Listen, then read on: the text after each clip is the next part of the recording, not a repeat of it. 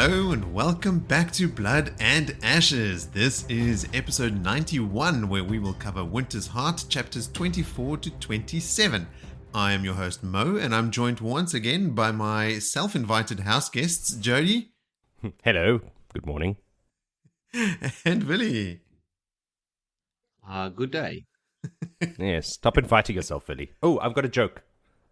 I just please. remembered. I heard it yesterday. Please, no, don't give him a platform. What did the annoyed chicken say? Oh, Christ. Fuck off! Oh, jeez. Discord didn't like that. It clipped it out. I wonder if Audacity got it. Oh, I'm sure it did. Oh, Christy. Oh, no.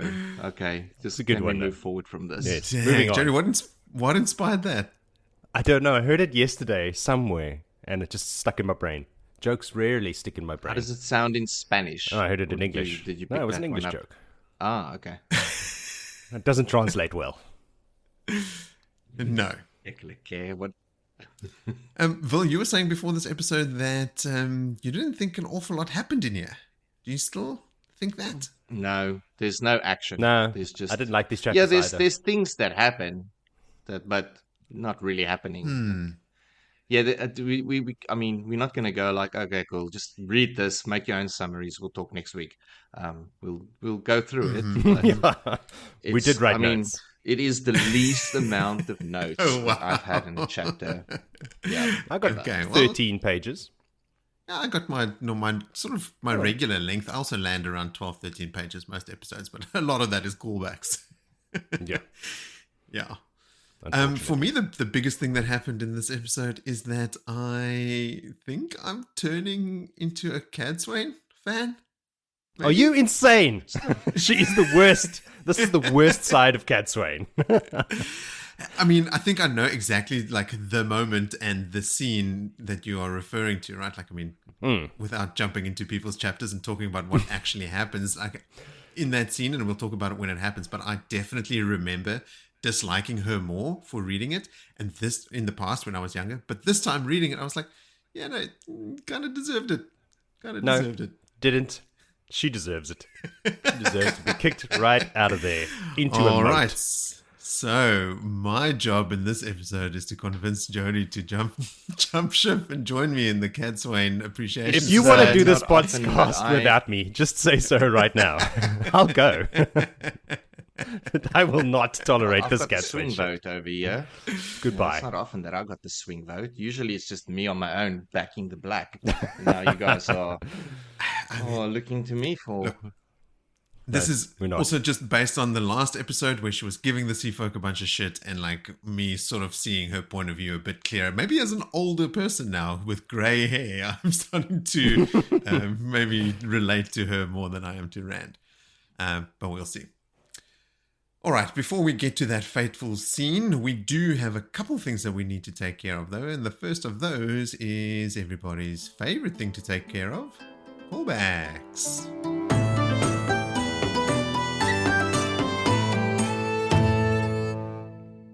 Okay. In the last episode, as we were deliberating on when Rand could have gone to Ruidian to fetch the Coudencarl access keys, I suddenly remembered during the recording the one chapter in Crown of Swords where Rand went on those 3 secret missions, but he only told us what one of them was, and wondered out loud, like, wasn't one of those missions actually to go retrieve the access keys? The chapter in question is chapter 7 of Crown of Swords, so like, you know, virtually 2 books ago. Where Rand does go in disguise to meet with Davram Bashir. Remember, he dresses up like a prisoner or something, like he's in a physical disguise, not a illusion. And he goes to Bashir and the Aiel in Camelin, and he basically gives them the order to mobilize against Elayne. Then later in chapter 33, he thinks to himself about how ashamed he is for sleeping with Min, believing that he'd forced himself on her. And as a side note, how tempted he is to touch the access keys the whole time. So one of those missions was him going to Ruidian and retrieving the access keys and then stashing them and hiding them in Cairhien. So they're actually in Cairhien. So when he's standing in Herod Fell's office looking down at the steam engine in the yard, and Min's busy collecting Herodfel's books, and he's giving Dobrain the letters with the orders about who to put in charge in the different cities. He's got that script with him, and they were talking about going to Ruidian and asking about Shara a bunch. Min was talking about it. That was just Rand laying the false trail, like trying to throw the people off about like where he's going to go. So the access keys were actually in Kyrian. So he has them in the script there because he's in Kyrian and he had collected them at that point. So yes, one of those secret missions it's the one that he notes to himself as well he'd have to do alone. And that was when he went to Ruidian and fetched them. Okay, so then we also wondered when I was researching who's this Aes Sedai that's in Suroth's employ as a Damane now, or not employ, makes it sound like she's getting remunerated for it, but the Damane in Suroth's household that used to be an Aes Sedai. I read on the fandom wiki or somewhere that Suroth was taking orders from Semirhage, but we had thought it was Ishamal originally, and she doesn't know who Anath is, so how is she not connecting Semirhage with Anath? Is Semirhage appearing in disguise to Suroth, giving her orders and that sort of thing? Turns out, Suroth only starts taking orders from Semirhage later, after Tuon is kidnapped by Mat. Semirhage goes then to Seanchan.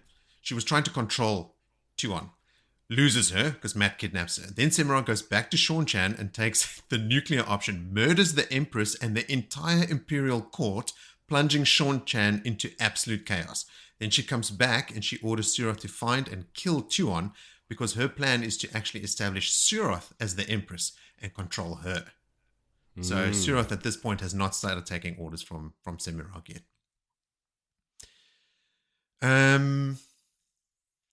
Right.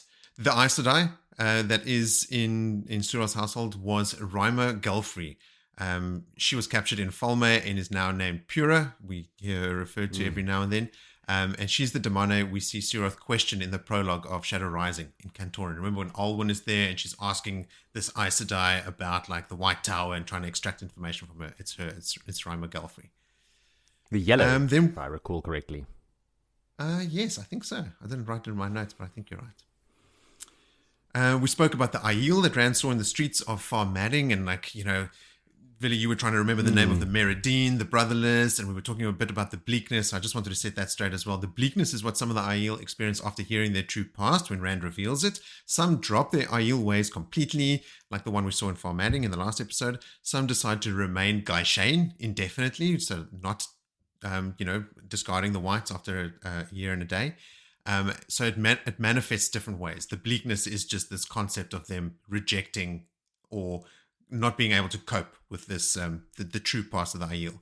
The Meridine specifically, or Brotherless, are those Aiel who abandon their clans and septs to join the Shido, who don't accept Rand as the Kara Khan, but still follow the Aiel ways as we know them now. So the modern day Aiel, they're still those. They haven't abandoned all the ways of the Aiel, but they cannot follow Rand as the Kara Khan. They can't believe that it could be a wetlander, so they join the Shido. And that's why the Shido call them Brotherless, because they've abandoned their septs and their clans and effectively left their families and stuff behind just because they have to join the only clan left that isn't recognizing Rand as the Chief of Chiefs. Aligned with Rand, yeah. Okay, then I wanted to revisit our collective favorite moment from the last episode, Rand's interaction with Rocade. Vil, when you described the scene and I was distracted by reading about the bleakness, you were talking about the three punch technique and stuff, and there were a couple of questions that we asked ourselves even in the episode that I just wanted to clarify and home in on some of the cool shit that we didn't talk about. So when Rocade tries to draw his blade, like Willie said, Rand steps right up to him and pushes the sword back into the scabbard, like you were saying, right? So like he's walked right up into his face. Rocade then is surprised, obviously, and he tries to take a step backwards to give himself room to pull the sword out.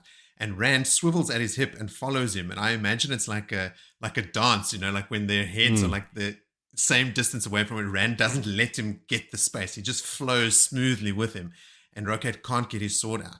And that's when Rand punches him in the throat, and Rocade drops to his knees. And then Rand is about to land the third blow, which he does Villy describe as a killing blow beneath the sternum, right? So he's intending on punching him in the chest in the solar plexus. Rip his heart out.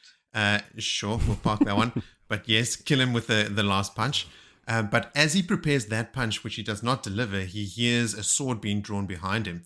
So instead of the killing blow, the words used by RJ is Rand backheels Rocade, which I've looked into what a backheel could be, and the most common response is a spinning kick. So Rocade is on his knees in front of Rand, right? Rand's about to punch him. He hears something behind him. He spins around, does a spinning kick, and as Rocade falls backwards, Rand follows him to the ground, rolls over his shoulder, so he does like a combat roll on top of Rocade while drawing his sword out, and then rolls off over him onto the other side, spins around, and then is ready with Rocade's sword. And he sees Kisman stabbing Rocade, who tried to stab Rand, but he stabs Rocade because Rand was rolling on top of Rocade, like over his shoulder on him, pulls his sword out, and then Kisman stabs him to death.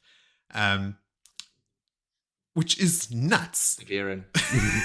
I mean, yes. I think that's enough, Willie. I don't think any like heart snatching is required in this scene. Like, no, you are not ruining this one for me. Okay. The words in the holy text says he was going to hit him in the sternum, and it's known as the killing blow. And then it trails off. It kind of the words change. But I read further in that text between the lines. There was more code, and it said where his hand will penetrate his chest and he would rip out his heart. Now, just stand there, like beating in his hands. Oh, yeah, awesome. Yes. Like, what movie was that? Temple of Doom. There's a movie Temple like that. Doom, yeah. Temple of Doom. Kaliba. That movie scarred me as a kid, man. Oh, yes. I did not expect that. It's PG-13 or something. Yeah. Okay, moving on to less gruesome topics, or actually maybe not that much less. Isam and Luke. Joe, you were spot on. Isam and Lan are cousins, not uncle and nephew. So it's Luke, who's obviously it's Rand's uncle. So the reference to killing his nephew was the dead giveaway. Should have known straight away, which you guys did, but I muddied the waters. So yeah, like the text is like explicitly telling us who it is. Also, like he is now Isam. He turns into Luke, turns back into Isam, like it is stated outright. Yeah. I just missed all of that. I think I so badly want to read about Isam because I hate Luke. I'm super intrigued by Isam. No one else? No? Am I the only Isam fan? I'm sorry. Yeah, I thought you would have bitten. I like Slayer a little. I'm sure you do. I don't like either of them. I think Luke's like kind of handsome. Word. Intrigued by. But that's about it. It's that red hair. Yeah, I don't like Luke at all. No, he's a twat. Pompous twatness. Is pompous just twatness. Nice. That's the thing. Yeah. Sounds like the Latin for Luke. Pompous twatness. Okay, so some more pedantry. Olivia was not, in fact, wearing the bracelet and rings unreal. It was Nynaeve. So when Rand notices it, he sees a strange bracelet and ring thing. So Nynaeve is still wearing. Nynaeve's wearing all the jewels with all the Terangreal and Ungreal powers. But she does loan it to Olivia at Shadow Logoth. But here at the end, it was still Nynaeve wearing them. And then something we didn't talk about last time is how Olivia is just like giving Nynaeve shit the whole time. Like it's mentioned in these chapters as well, like giving Nynaeve kittens. Yeah. I think Min says she likes Olivia, even though she's giving Nynaeve kittens left, right, and center. But like in the last episode, I think she gives Nynaeve shit for like, you care too much about what men think of you, Nynaeve. Like not even hiding it, like, sort of crossing her or like opposing her or standing up to her in front of everyone else. So I'm quite digging Olivia's vibe. Like she's not messing around, which is cool because she is. I'll choose Olivia over Cadsuane any day. Okay, because she's giving Nynaeve shit, not Rand. Rand doesn't need that shit in his life. It's got enough problems. So we obviously find out in these chapters also that Allana was not actually the reason for Cadsuane coming to Farmadding. That apparently Cadsuane and Verin were planning on coming, and Allana had to beg them to come as well. So it's not because of the water bond disappearing as Rand arrives in Farmadding, tipping them off to, if Allana had said something about how the bond feels now, tipping Cadsuane and Verin off to where Rand might be. That was not it. And we actually have a listener contribution about that whole conversation about how the bonds work in Farmadding, which is pretty embarrassing for me. Speaking of embarrassing, as for Shallon learning shielding or sheathing from Nynaeve, Also really unlikely, Joe, because not only, as we said in the last episode, was Shallon, held captive by Cadsuane after being discovered with Isle Ryton, that's all playing out in Cairhien. Nynaeve's coaching of the Windfinders was in Camelin, right? So it's like across the map is where that stuff was happening. Isle Ryton and Shallon were discovered in the rooms in the Sun Palace when Rand was attacked by the Ashaman and stuff. So it's like across the globe, they were not anywhere near Nynaeve and her teaching. So that big attack on Rand was in Cairhien. Yeah. Okay. I just had a thought about those masons working on the topless towers, going like, oh fuck, again, damn it, not again. That's it. Everyone's going home now. Everyone go home early, guys. We'll sort this out next week. You can just imagine there's one guy there. He's busy laying the last three. One, yeah. The tower's got that little arch. Finally, I can retire. But it's like, I got it. And half the palace is just scooped away by the one power. Shrink. Yeah. Poor bastards. Yeah. Then the last one from me is when it's found out that Nestor Dinrae's 2 moons died, Verin is summoned with the rest of the first 12. So we were talking about Verin, who is riding with Shallon, Shallon's sister, obviously, and like what a, bitch she's being most of the time. And Jody, you mentioned the fact that does she even know that she is going to be the mistress of the ships yet? That has to happen via the first 12, which is like the top 12 sales mistresses or wave mistresses of the ships. They decide. Yeah, they decide on the leader. So when she is summoned with the rest of the first 12, Verin travels with her and drops her off in Tyr. Verin is then punished, as Min had viewed, for her bargain with Rand. So the other Windfinders and leaders within the Sea Folk don't like the bargain that she made with Rand, and she is punished. And then after Verin's punishment, Zyda Din Peridi Blackwing is named Mistress of the Ships. Now, Zyda, if you recall, is she's the one that had Nynaeve turned upside down. She's also the one that's like styled herself as the primary diplomat and sort of go-between between the Sea Folk, or representative of the Sea Folk, to Rand, to the Dragon Reborn or the Coromur. So she is actually named as the Mistress of the Ships now, or within the time span of the story after Nestor Dinraeus' death is found. But Min did see Verin will also be Mistress of the Ships, so we have to assume it either happens after the final battle or shortly afterwards, like within her lifespan. She does actually still become Mistress of the Ships. So 2 unlikable Sea Folk women become the leader of the Sea Folk. I am Jack's complete lack of surprise. So, what's her name? Zyda. Okay, she's the one in Camelin. She will now be, yeah. With but it still has to go through the Wheel of Time version of the King's Moot. That's always like my point of reference for king selection ceremonies and stuff. But yeah, they all sales mistresses meet and they vote for the Mistress of the Ships. Okay, so that's enough blathering from me, and let's now listen to some blathering from our loyal listeners. Hardly blathering, highly enlightening, and Careful, highly Moritz. appreciated. Yes. The first message comes in from Scott Wilson, who says the following. He says, "Hi guys, loving the show. You were talking about children being named after characters. My nephew is named Perrin, and his sister's name is Teslin." Really? Wow. Yeah. But they work out. Yeah. So I replied to Scott's email and I said to him, is that like pure coincidence? Or are they named specifically for the Wheel of Time characters? And like, are they named after Wheel of Time? And he goes, it's true. He was looking for something different and I suggested Perrin and he liked it. Our grandmother and on our dad's side was named Tess. So Teslin is just a change from Tess. But yeah, not named by a fan of the series, but nominated by a fan of the series, and it's stuck. Yeah, you got to be sneaky with these things, Scott. Yes. Yeah. Offhandedly, nonchalant. Here's a suggestion for no reason. Just heard it. Yeah. Liked it. Then Chris Green sent in a lovely message, and it goes a little something like this. He goes, "Hey Moritz, I had a shout out and a callback I wanted to share from episode 89. I wanted to thank you all for providing some laughs this last week, episode 89. I had a little bit of a health scare that required an overnight observation in hospital. Nothing to fret over. I'm completely recovered and back to 100% now. During my stay, I did catch up on this last batch of chapters as well as listening to the episode. There were a few times where I laughed out loud, leading to some confused glances from the medical staff. When Willie said the Damana get walkies and snackies, I was laughing so hard my eyes started to tear up. I really appreciate all the work and effort you three put into these episodes each week. Thanks for the laughs and thanks for being there during my recovery. I do be appreciative. We do be happy that you are feeling well. Yes.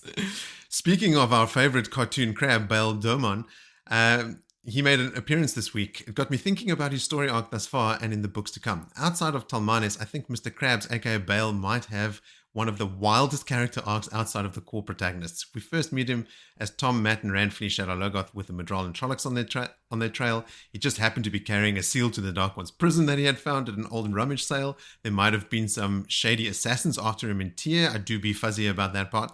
He then has the luck to sail smack into the Seanchan initial invading force in Falme. He gets mixed up with Nynaeve, Elayne, and Min, begrudgingly agreeing to help them to escape Falme with Egwene once she is freed.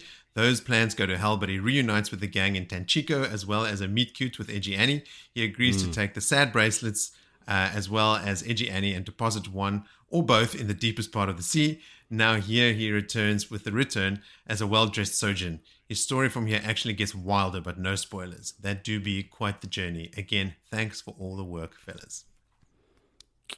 Most welcome. Yes, thanks for that, Chris. I was actually going to, as a callback, recount this journey as well, because we were uncertain about like when was he sold into slavery and all that stuff, and we were right. You know, like when the ship was taken by the Seanchan, Egwene was promoted to a captain of the Green, and he was straight up sold into slavery. Like, as a matter of it's the Seanchan way. Yeah, exactly. That's exactly. Who's this guy? I don't know. Some slave. All right, sell him. Chris, also with a two-pronged attack again, also sent in a voice note, and it goes like this. Howdy, y'all. It's your favorite Seanchan, live from Texas. I have been officially upgraded to Truth Speaker for Blood and Ashes Pod. I'm sure you already caught this for callbacks for this week's episode, but when talking about the effect of the bond in formatting, you mentioned in the last chapter that you were questioning whether the bond still was in effect or if it was masked in some fashion in formatting, and maybe that's why Allana was acting a little strange.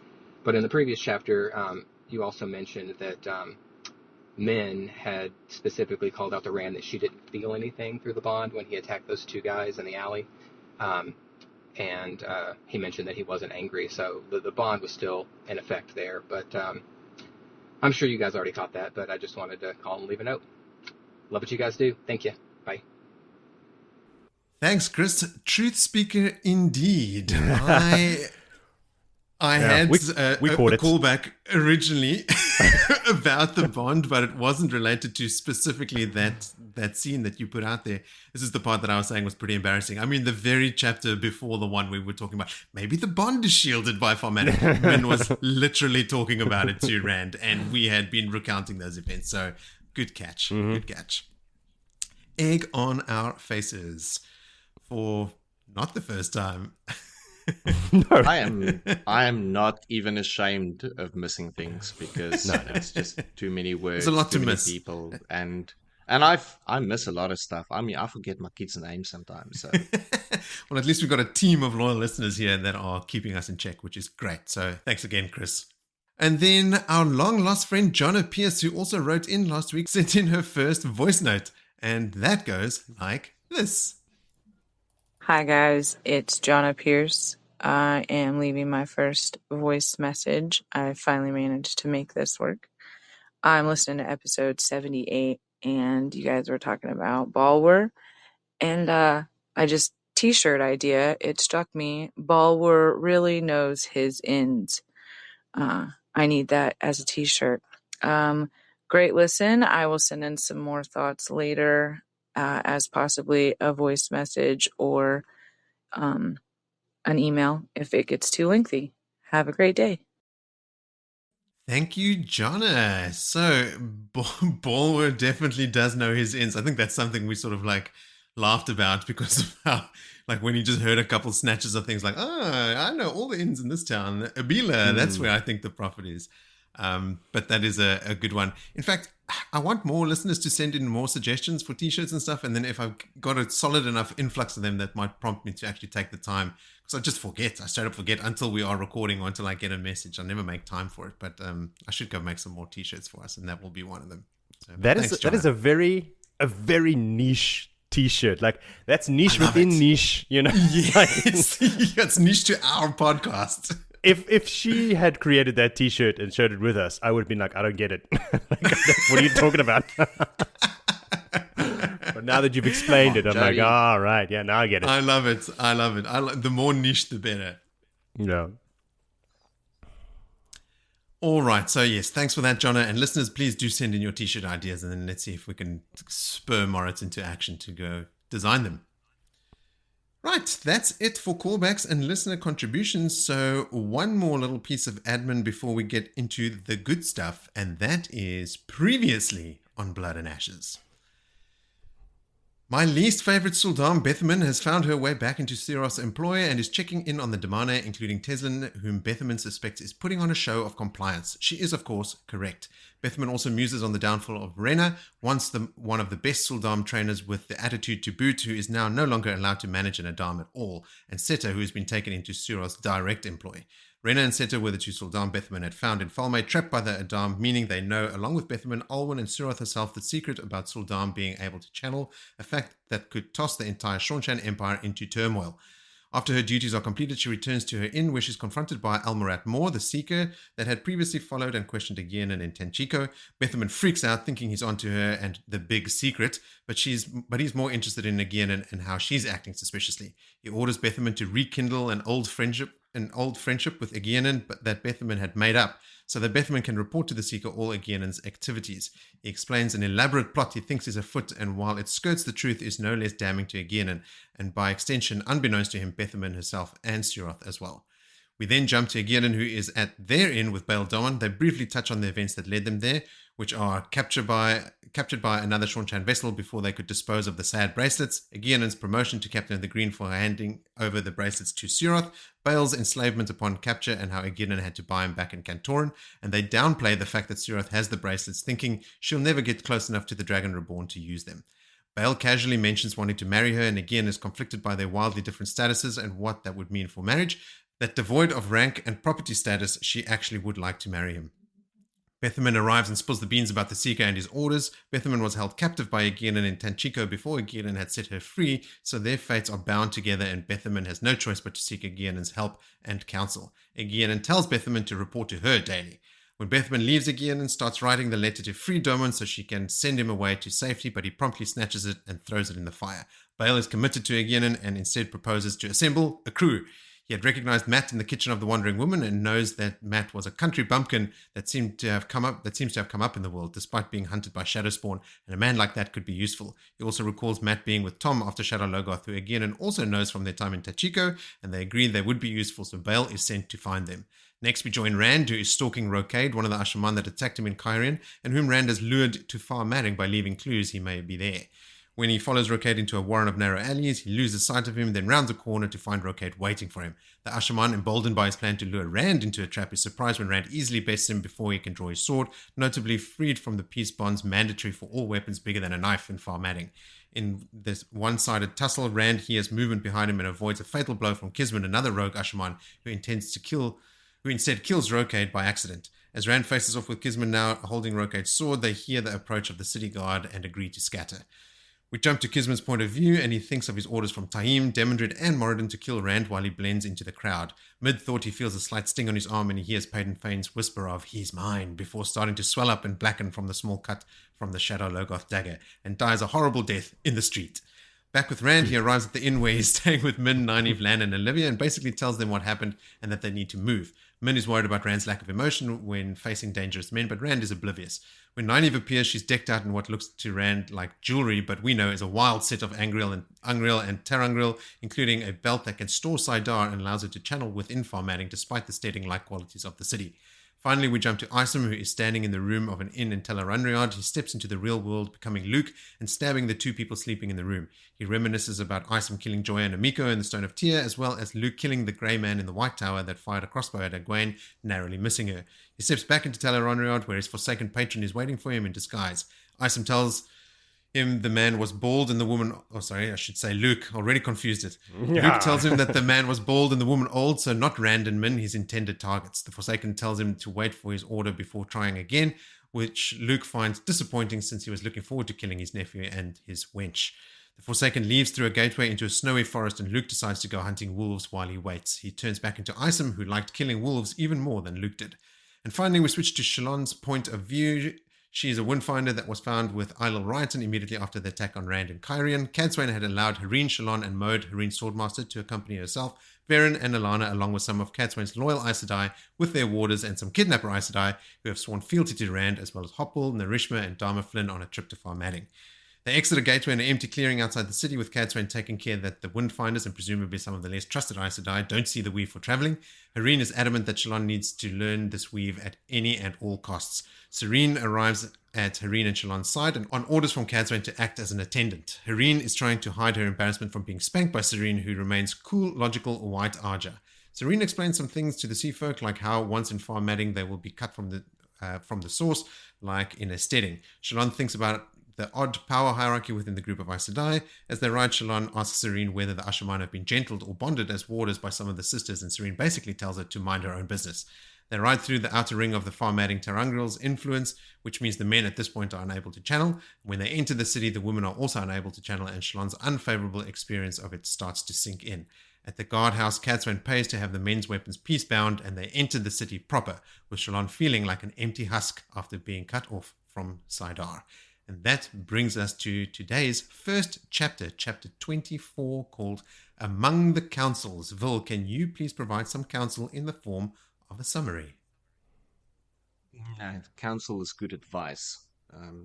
This is just going to be poor bad summarizing. Bad advice. Okay. Point of view of Charlotte, the onion peddler. Shallon. And we are now in Far Madding. They are, as we know now, Cadsuane, it is Verin, that whole bunch of ladies. Allana in tow. We first thought that Allana is like the hound sniffing down Rand, but it seems not to be the case. Anyway, they've arrived there on horseback to see Alais Barsala. Yes. That is the first council for Far Madding. The last time Cadsuane was there was 20 years ago during the Aiel War, and she left quite the trail of destruction. It seems she's not received very, very lovingly by the council.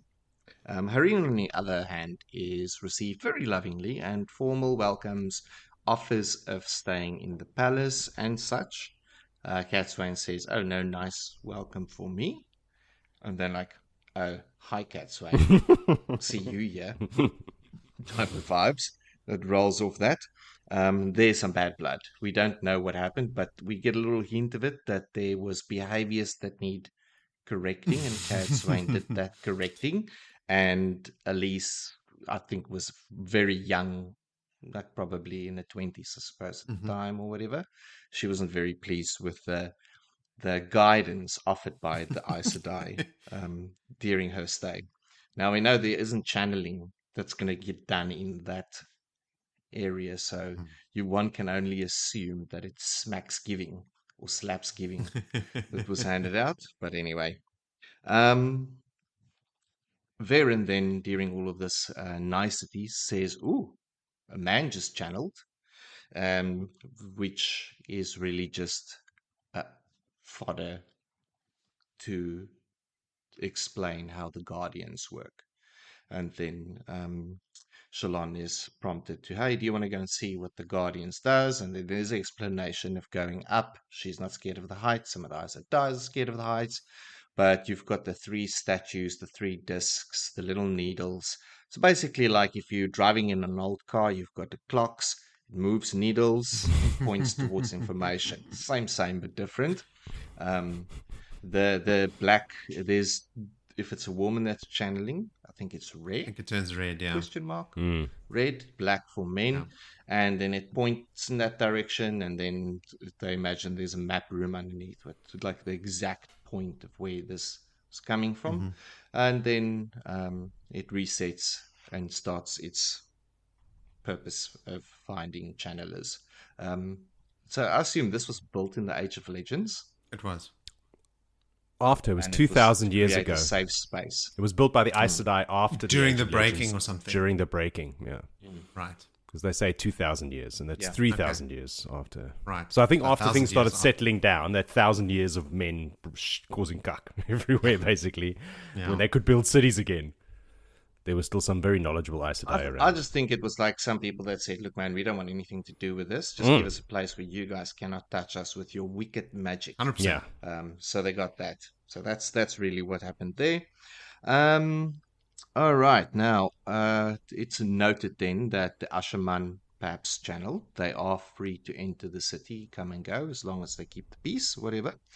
Now, Verin lies about her name. She wasn't introduced as Verin Mathuan, and when asked her name, she says, "You can call me Edwina." So a nice little line there. She didn't say that's my name. She said, "You can call me that." And then Verin then accompanies Elayne to whatever plan has been concocted between Verin and Cadsuane, because Cadsuane probably expected the way that she was going to be received. 100%. Like, oh, no, they're not going to dig me, so let's hope they don't know you, Verin. Let's give you a different name.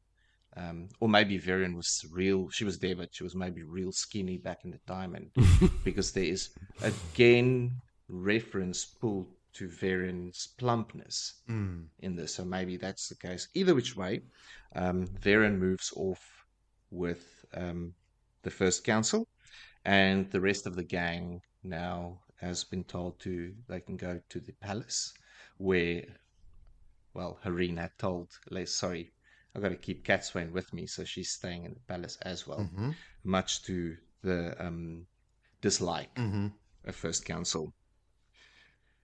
So two councilwomen then take Cadsuane and the group, and Cadsuane's like, oh, your name is, I can't remember the names, it's probably insignificant, so I didn't remember it, but she's like, oh, name and last name. She's like, oh, and then we get broken away out of the point of view of Shallon. Couldn't really hear what was being discussed, but there was some deep talk going down there. Verin and Shallon actually has quite a tender moment here, sharing a man. She a lot of time reflecting like how bad it is to be cut off, feeling like you're cut off from the light, being in this place. But there's a bit of tenderness, which we know now in this group of people is not allowed in leadership because it looks like favoritism. Yeah. I think that's not been drummed in big enough, but for that to be there. But the weight of her blackmail from Verin and Cadsuane's side, because of her little tryst that she's had with Elayne, whomever, Elayne, is now weighing so heavy on her that she actually almost feels like confessing, but she doesn't. And because she has a husband, they move on. Yeah, she's got a husband, and that pretty much is that chapter. It's just like they've arrived, they've separated, and they're going to the rooms, and Verin is up to mischief. There's something going down there. Verin is up to mischief, you say? Who could have guessed? This is all an elaborate ruse, right? So firstly, Narishma peels off from the group before they enter the city, right? Narishma's off. He's the one that channeled, right? So that was part of the plan, right? Verin, when they walk into that room, Verin immediately goes over and stands at the balcony to look down on the Terangrial so that she can be the one. So as soon as the channeling happens, she goes, ooh, a man is channeled. Big surprise. And then I think, I can't remember, I can't clearly place the rationale for that, but like they immediately ask Elayne, so have there been lots of men channeling around here? Sort of like, I think they're trying to put the fear in them, talking about the false dragons in the past that have laid siege to Farmadding and stuff. Like there's a lot of sort of like trying to put Elayne off kilter. Now, Vinny, you're saying like Cadsuane had planned this whole thing. She planned it to the extent that she made Verin promise before they went here that if she's offered lodging anywhere or invited anywhere, she must insist that Cadsuane accompany her. Because Cadsuane knew that Elayne wasn't going to invite her to stay in her palace, but that she would feel obliged to invite Verin. And you can see Verin, like, when this all plays out, Shallon's like, this is why Cadsuane did it. Okay, she knew this was going to happen. And Cadsuane, like, everything is just happening exactly as she saw would happen. She's playing them all like a fiddle. But yeah, touching on that, they're going through the sieges and them like, okay, cool. You might not be scared of anyone channeling in here, but you know that the dragon has got multiple armies. Yes. Like, how long can you withstand a siege of like 200,000 men? Exactly. The case may be. Yeah. But all of that is not for significance. It's just to whip up and make their plan work. Yeah. Their whole little ruse. Whatever their plan is, I don't know why they're here. Not yet. No one does. We're in a surprise. It's impossible to know, Marts. We'll go like, oh, yes, that's why. And then, Villy, I also wondered, like, why did Verin give a fake name? It's because there are still warrants out for her arrest.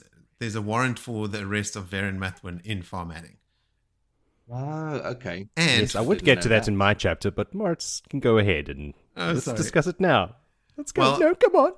Edwina is also Edwin, Eadwin, was her fiance many, many years ago. She can still remember his smile and stuff. So she chose like that name specifically because it is something that actually has a emotional connection to her. I have two things that I was wondering about. This thing about having Narishma channel so that they can talk about men who can channel. Because obviously when they came through the gateway, Allana went, Ranzia, like immediately. So she would have told Cadsuane. So they know he's there. So maybe they are also just trying to look to find out if there are more Ashaman in the city. Like, have they seen... Or like, even around, when around, those gateways arrive, Ashaman, like, showing up via gateway. So I think maybe there's like a two-pronged reason for doing that. And I don't also, think they actually get an answer, do they? Like, Elayne doesn't say anything about whether men have been. Well, I think doesn't she say like, oh, the Ashaman are welcome to come into the city as long as they don't cause any cuck. So I think she does say that there are Ashaman in the city. Oh, right. Yeah. Okay. She does confirm it. No, she confirms it and says yes, they're allowed to come in and out as long as they don't cause havoc. And another thing, the second one is, does Cadsuane know about Verin's past here? Or does he just play along when Verin says, oh, my name's Edwina, or you can call me Edwina, and she just looks at her? No, that's all a plan. That's all plan. Between the two of them? Like, she knows about Verin's Verin would have had to say, warrants? okay, we're going to do this thing. I'm going to have to use a fake name because they're also both coincidentally from Farmadding. Yes. I suppose further that she might complicates know that. Yeah, She both might. of them unwelcome to return. Yes. But yeah, I mean, in order for Cadsuane to not be caught off guard or by surprise when she gives a fake name, Verin would have to say, look, Cadsuane, I'm going to have to use a fake name because I am. But also, I think that Cadsuane's smart enough to just play along when that happens. That's my question. Like, I don't think she'd be like, what? Well, no, your name's Verin. What are you saying? Like, that's not going to happen. She knows that that Cadsuane's going to play along. So either way, I don't know if it's important. I just wondered whether Verin is so... she was in on it of from the beginning. Of the place, they still get the local news through the social media channels. I mean, the pigeon channels. Yeah. I mean, And maybe. they're like every now and then they say the top 100 most unwelcome people. Number one, Cadsuane. Number two, Verin. Melidra. I think like Verin's actually probably number one in this regard. I mean, Cadsuane didn't have to hide who she was. Verin could be sort of like just like sneaky and devious enough to like spring a surprise on Cadsuane, like as we'll see in Jody's chapter as well. Like real sneaky. Yeah, I don't know if sneaky is the word I'd use, but yeah. Crafty, clever, smart. Like it's not something that she would accidentally surprise Cadsuane with. Like if she had to surprise her, I like to think that she was like, oh, let's see how she handles this little curveball. Yeah. Okay, what else, Joe? That's it. That's the only two things I had. Okay. I had another, like, a bunch of... I feel like this book has been a vocabulary exercise for Mo. There's, like, so many words that I've never heard before. I mean, despite having read these books twice before, I had to go look up. The first one was a diadem. I had a suspicion what that was, but I didn't know specifically.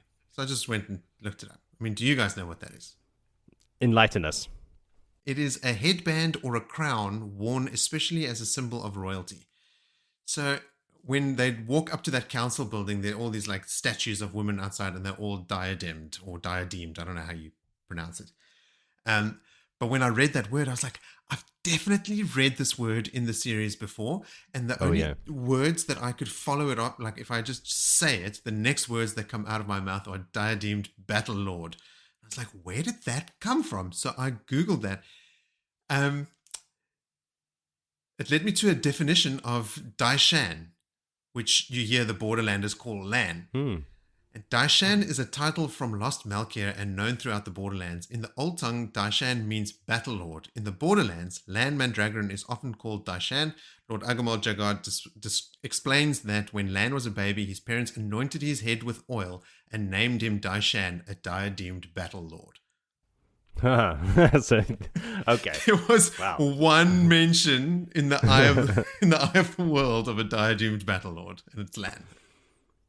Of course, maybe it's that's Lan. why Lan wears that.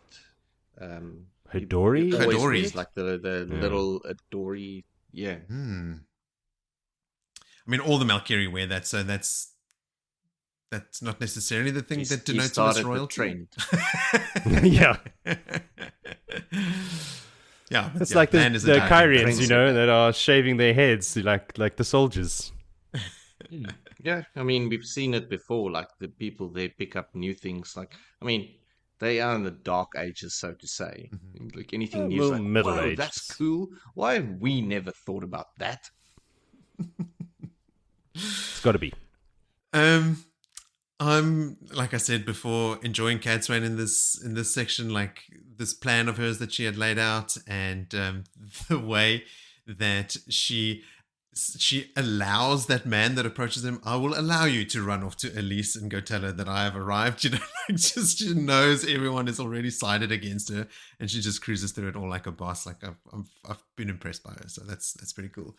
I also like the fact that she says the horses only need a little bit of water. They haven't ridden very far because they just stepped through a gateway and did like a slow walk into the city. Like that's it. They don't need much. Well, don't you have any more words, Moritz? I remember there were two on the same page, but I was on the train and I wasn't connected to Wi-Fi on my Kindle. Was it the same page? I've definitely got other notes in this episode. Two other words, not the word you just said, not diadem. There were two others that were on the same page within like a paragraph of each other, and I couldn't search them up. Oh, sorry, no. Call back. Oh, Moritz. Call back, so I'll have to go find them. The first among equals has a strong animal farm flavor to it, doesn't it? Oh, doesn't it? Yes. But remember, some are more equal than others. Yes. Yeah, it definitely had that little flavor to me. I like that Shallon can't make sense of Verin. She knows that she doesn't like her, but she can't see any spite or menace in Verin smiles at them, only encouragement. So like Verin is playing this game, like there's something about Verin that's putting Shallon off, but she can't tell what it is because Verin's act is so good. Like she hasn't slipped up. It's only like, oh no, you can do it. Come along, little Windfinders. Come, I'll help you out. Meanwhile, Black Archer's sister with her own machinations happening in the background. So good. I couldn't find out anything about what Cadsuane's last visit to Farmading was about. So it was during the Aiel War. That's all I know. During the Aiel War, she probably went there to go and save her hometown. And then the council was like, hey man, we've got this under control. And Cadsuane slapped them and said, no, you don't. Go pick some cabbages while I sort this place out. Go grow some roses. Cadsuane had retired 25 years before the Aiel War. She retired 25 years before the Aiel War. Then during the Aiel War came and made a brief appearance, caused a bit of a stink apparently in Farmading, and then disappeared again. Maybe she came to pick up some of those Angreal into Angreal she had stashed in her ancestral home. She had retired previously. I'm going to need these all the time. Yeah. Lift up the There's no way she ever floorboards takes them off. Well, she was retired. I don't think she stashes those ever. Like it's just part of her daily routine to stick them. Now in it is bracelets and but whatever. 45 years ago, it's a different story. When she was, pruning roses, you don't need all that stuff. Well, if you are channeling to make the roses bloom in the middle of winter, then I suppose you might need them. The rose terangrial. She was not doing that. She was frustrated by the fact that she couldn't make the roses grow by themselves. Elida was making rose gardens bloom in the middle of winter with her. With blue roses, the rarest of them all. Yeah, well, that's Willie just trying to besmirch Cadsuane's good name, Moritz. Yeah, no, don't He's get trying it to twisted. sow discontent. They say here that this terangrial and formatting warns, locates, and defends. So warns, obviously, with the colored indicators, locates via triangulation. I think they talk about that. Like there's 3 things that point, and between those 3 you can find. But if someone's channeling, like if Narishma is channeling, and these things are picking him up, he's obviously outside of the sphere of influence, which is like some ways outside the city. It just made me think, like, I wonder, so these like things are not limited to the city, obviously, because no one can channel within the city. So I wonder how far their range is. Like, when are they busy getting? Last week Triggered. we got that answer. Just onto the municipalities' borders. Oh, did they give a so figure? like the river one on the one side, and then Well, the more or bottom, less. they follow the ridge line. There was this like long causeway that gets to the city, and before you even get on that causeway, men stop channeling. The sphere of Yes. influence is there, and then right before the gates is when the women, like on that Yes. causeway, so it's But- closer to the city. But exactly how many yards or But also feet, I don't know. outside the causeway. So because Narishma had to be Yeah. outside of even that to be Yeah. able to channel. So then it's open-ended, right? Like how far does the range of the oh, the location? detection. Oh, okay. Yes, yes. Yeah. Oh shit, I don't know that. No. Yeah. Oh, well, unless the whole thing is just designed like there's a madman coming, he's channeling, he's coming from there, and all then the women rush out into the no man channel zone, but they can channel there, and then they do lightning battles and kill the man and go back and prune their roses. But how far away does the man need to be before that Like if terangrial someone's picks up that he's if channeling? every time Rand channels in Camelin, does it like make these things go crazy? Far enough so that they can make it from their rose garden to the causeway. So I would say 7,000 something. His I default like answer 7,000. to everything, 7,000. And then defends how? Like just by preventing channeling. I guess. I'm just wondering if Narishma throws a fireball from outside, does it dissipate when it hits the dome of protection? Does it undo the weave? I don't think so. So what's the point if they can all just stand around in a big circle throwing fireballs at the city and destroy it? Well, maybe they can't throw fireballs that far. I think Rand can. Maybe the distance is so great that you can't throw a fireball. Maybe. And didn't they've said about the steading specifically that you can't channel into the steading. So maybe that is true here. Maybe. Because you Maybe can't the channel weave from just outside the dissipates. setting into it. Yeah, like it just, dissipates is the correct word. Or just rebounds and goes back to you.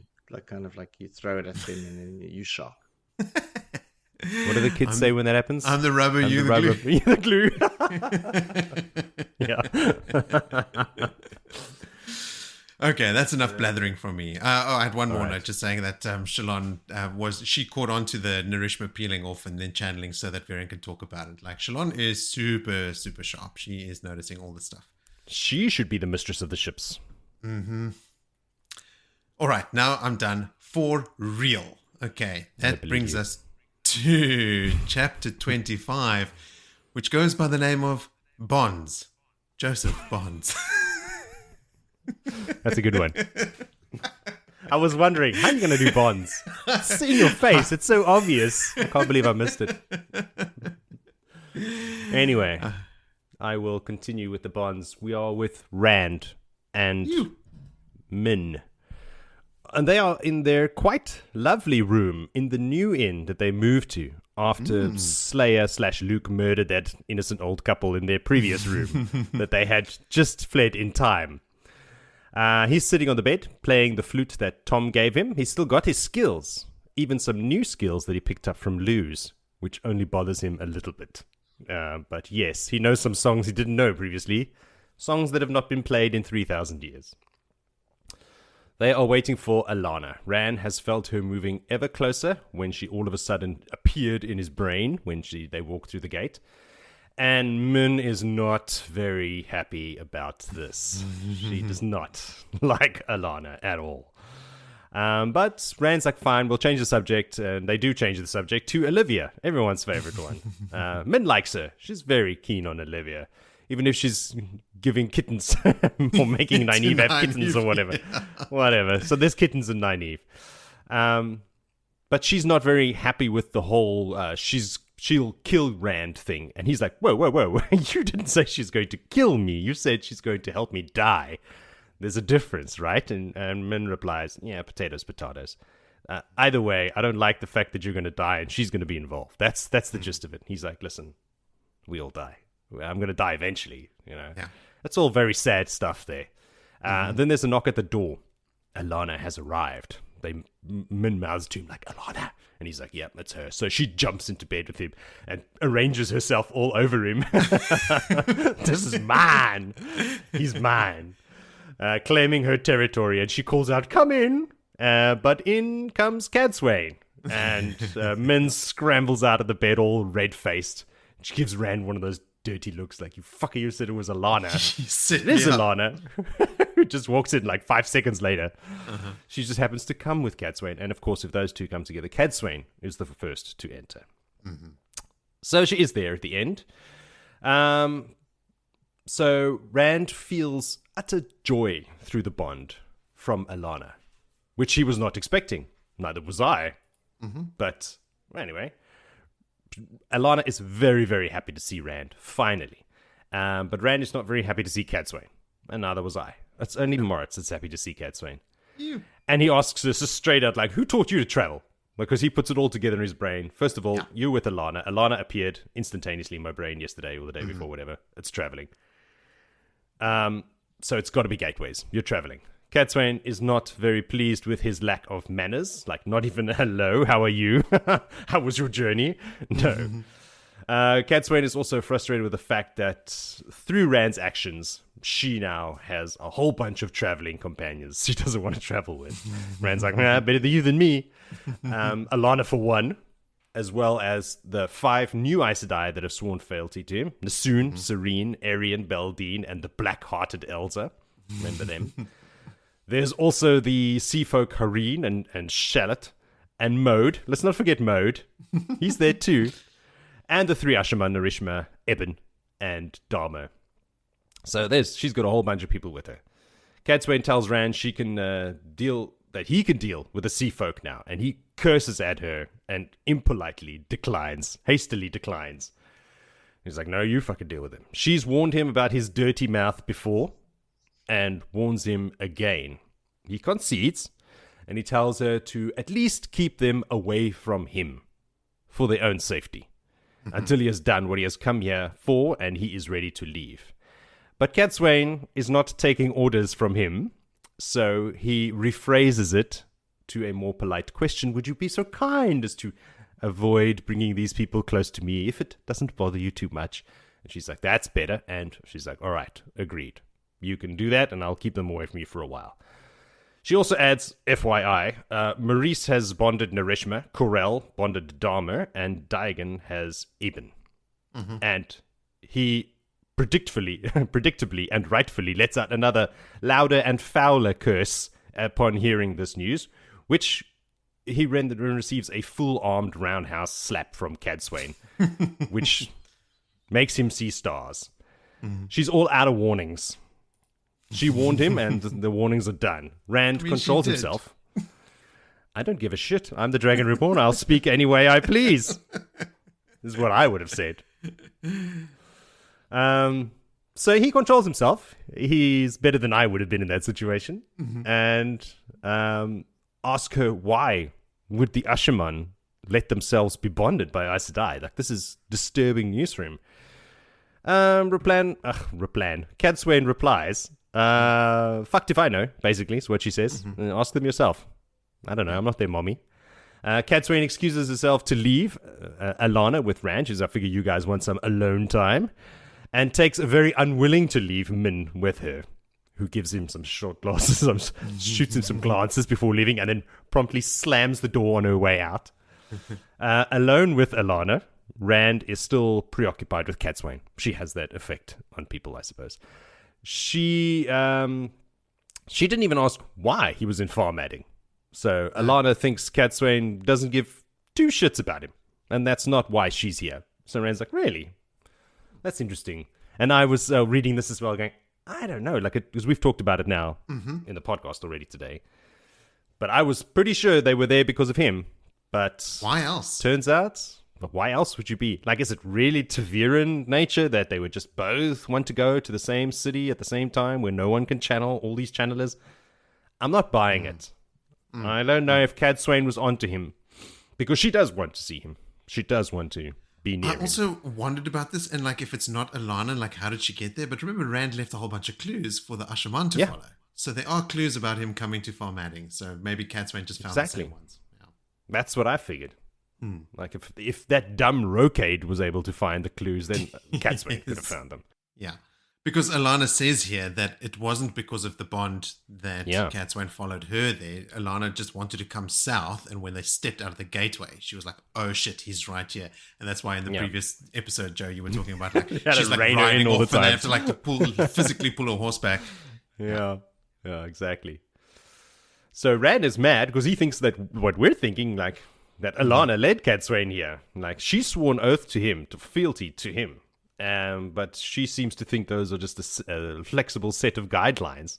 And she's like, listen, dude, that's a fucking hard oath to to live up to. I'm like with Cadsuane all the time. This is really hard. Allana is also mad at Rand about something that he did that left her unconscious for 3 days. He tells her, I'm now bonded with someone else. And he catches her slap just in time before it hits him in the face. He's reached his slap limit for today. Allana is raging. So he's like, who is this bitch? I'm going to fucking kill her. But Rand won't tell, you know. He asks her to release him from their bond, you know. And he says, I won't say anything about you forcing yourself on me if you just release me from the bond now. Because he's found out, like, hey, you can actually release people from the bond. Let's do that. And Allana says she has actually considered it and even offered to pass the bond to Cadsuane. And, Moritz, I concede, props to Cadsuane here, who was outraged that Allana would even suggest handing over the bond without consulting Rand first. See? So, all right. I see, yeah. There we go. Confirmed. Proves everything. Everyone loves Cadsuane now. I don't think it's because of the just asking permission. It's because it was stolen in the first place. Yeah. Like, well, whatever. That as well, because the acquisition of the bond was so wrong. But the passing is as bad. Right, because it's also like you're creating a deeply personal connection with someone, and doing it without their permission is, whether you establish the bond or pass the bond, either way, it's as bad. But you can see how that would be great for Cadsuane. I mean, like, if she was the one bonded to... Yes. Like, it would be insane for her to have that. Like, that would be a huge bonus and a negative for Rand. But she knows that... Yeah, she knows all the history behind the bond, and also she's like, no, I won't take it. I won't do that to Rand. So I'm like, all right, you get 1 point. Like, on my column now of pros and cons for her, she's got 1 tick under good and like 473 negatives so far. I don't know. I lose track. Nothing for putting Verin in her place and having her spanked and that stuff. No, that does nothing for you. No points. No. Come on, Joe. No, because everyone would have done that. Everyone hates the Windfinders and the Seafolk. Like, it's nothing new. She did what was required of her. Okay. There wasn't, nothing. I won't campaign anymore. So anyway, also Allana's talking about, like, look, you're my warder. I'm Green Aja. I've bonded you. I feel responsible for you. I'm not going to let you go. We're stuck together. Sorry, buddy. I'm not giving you up. So Rand goes back to Allana's previous statement about Cadsuane not caring about him. Like, what do you mean she doesn't care about me? Allana says, this is where we find out she did not know that he was in Farm Adding exactly, only that he was far to the south. And when Cadsuane and Verin were making arrangements to come here, Allana had to beg to be able to come with. Which to me just smells like a setup. Cadsuane was going to bring her along. I don't know. None of this makes sense to me. Knew it would play out that way, maybe. Exactly. Like, so... Also, FYI, Cadsuane taught me to travel, so next time you run off, I'll be able to follow you quickly. And he's like, shit, she taught you to travel? But who taught her? Rand, I'll give you 1,000,000 guesses. You'll never figure out who it was. You'll never guess. Then he talks about the Ashraman bonding. He's like, okay, so tell me about this crap. Allana says that she's not doesn't know like the specifics that went on between each couple, but she was there. She saw some of it. They weren't coerced into doing it. Narishma took like 2 days to think about it, and they all probably decided to be bonded because they had nowhere else to go. Like you left them up Schitt's Creek, basically. If they run, they'll be blamed for the attack on you. If they go back to the Black Tower, they'll probably be killed. Like they had nowhere to go, and Aes Sedai seemed to be the best place to be at that time. And it's a good thing that they went to the Aes Sedai, because more tidbit of information for you, Dharma has figured out how to heal stilling. So he healed all the other Aes Sedai that have swints. I'm putting all my words together today. Since sworn fealty to Rand, and she tells him about Urgain and Ronail and Sashel and all the rest of that the Aiel were holding that were Datsang, that all had these change of hearts. So he's got like way more Aes Sedai in his back pocket. And he's surprised by this because he wasn't there, and he thought maybe it was like a Verin thing that they were just kneeling to me all the time. But apparently not. He doesn't have to be anywhere near them. Thanks, the Verin. Aiel, the wise ones, and and Verin. Shit, yes, that was Verin. Compelling. Yeah. Compelling them. I'd forgotten about that. All right. Verin. That's Verin. Verin's everywhere. She's got her Sneaky fingers in all the Verin. pies. So, Allana is trying now to convince Rand that he needs the Aes Sedai. Like, we've known all along. And, like, he's known as well, I suppose. But without their support, you'll have to conquer all the nations of the world to get them to follow him to Tormund. And ain't nobody got time for that. Like, dude, let us help you. Like, let me give you a summary of how much you need us, all right? Of how the things are going in the lands that you've been meddling in and then just left. So, Kyrian. Not everyone is happy with the brain as steward. If Torum Ryoton reappears, they're probably going to go over to him. Watch out. Tyr. Darlin is all snug as a bug in a rug in the Stone of Tyr. But the rebels in Haddon Merk haven't come out to join him. They haven't done anything yet. Camelin. Elayne kicked his soldiers out, took down his banners, but she has agreed to support him, at least. But the city is not his. Seafolk. Rafella and Marana got everything he asked for in this bargain. With them, even if they had to concede a whole bunch of other things, it's still a pretty good bargain. But you've lost some shit with the Seafolk as well. So let us just help you, god damn it. Rand realizes that he was on a power trip with all these Aes Sedai swearing fealty to him. It just made him feel good and made him look powerful, but it was pointless. He does actually need them. And he comes to realize this. And is like, this is actually a moment in the books where Rand goes, right, I do actually need Aes Sedai. So he's like, yeah, you're right. And thanks for mentioning that. I've now got new orders for you. Allana, piss off and go do this. Go back to Kyrian. Yeah. Send Rafella and Marana along with Bera and Fealdrin to go treat with the rebels in Haddon Merk. So just to recap, Rafella, Marana, Bera, Fealdrin, and Allana are the ones that Min told him he has in the palm of his hand. Like those are the five. He knows he can 100% trust these dudes. Trust them. Or dudettes. Yeah. Yes. So he sends the other four with Allana, the five he knows he can trust, to go and negotiate there. Allana is sad now that she has to leave him. She was so happy to see him. But she must go again. And she's also not happy that in the future, like she has to have done in the past, mask her bond so she doesn't get Min's sex live streamed into her brain. Rand is a little bit like, oh yeah, sorry about that. And then he's like wondering, wait, does like Elayne and the others feel when I'm with Min? Because like I'm just thinking about one girl at a time when I'm with her. He's 100% committed and whatnot. But this is now opening a whole other can of worms. But Rand actually feels kind of bad for Allana because he can feel through the bond that she's genuinely stoked to be around him. And, she's right about helping him and all that stuff. So he's like, all right. He feels bad that she's sad that she has to leave. So he tells her, like, listen, if you go and you finish in Kyrian and you do all the like stuff I've asked you to do and I'm still here, then you can come back to me. But steer clear because you might get caught in the crossfire of what I'm here to do. So before she leaves, she tries one last time to find out who has bonded him. I wrote boned him. I'm just looking at that now. Bloody hell. Yes. Bonded Jody and why he was in Farmadding. But no dice. He's like, you'll never know any of that. Goodbye. Go do what I told you to do. So she leaves. Then we pop over to Verin's point of view. And Willie, she's squeezing her fat rolls out of a sedan chair. There's lots of mentions of her girth and roundness in this chapter. So she's arriving in the courtyard of Alace's. We're going to call it Alace? Sure. Alace's palace. Mm-hmm. And through her inner monologue, we find out why she lied about her name earlier. That she's just a wanted woman. Why she's wanted, we don't know. But she is heavily sought after for nothing good. She goes to meet with Cadsuane, and Elsa is in the room there, who is uncharacteristically shouting at Cadsuane. You don't shout at Cadsuane. Rand's tried that. No. She's not happy that Cadsuane let Allana loose. So Verin's like, so that's why. They let Allana go. Because they need Allana, this is Elsa's argument, need Allana to track Rand to make sure that he's safe, so that he can get to Tarmin Gaidan and can be defeated by my great Dark Lord. Yes. So Elsa carries on for a while. She's really pushing the point before Cadsuane just lifts a finger.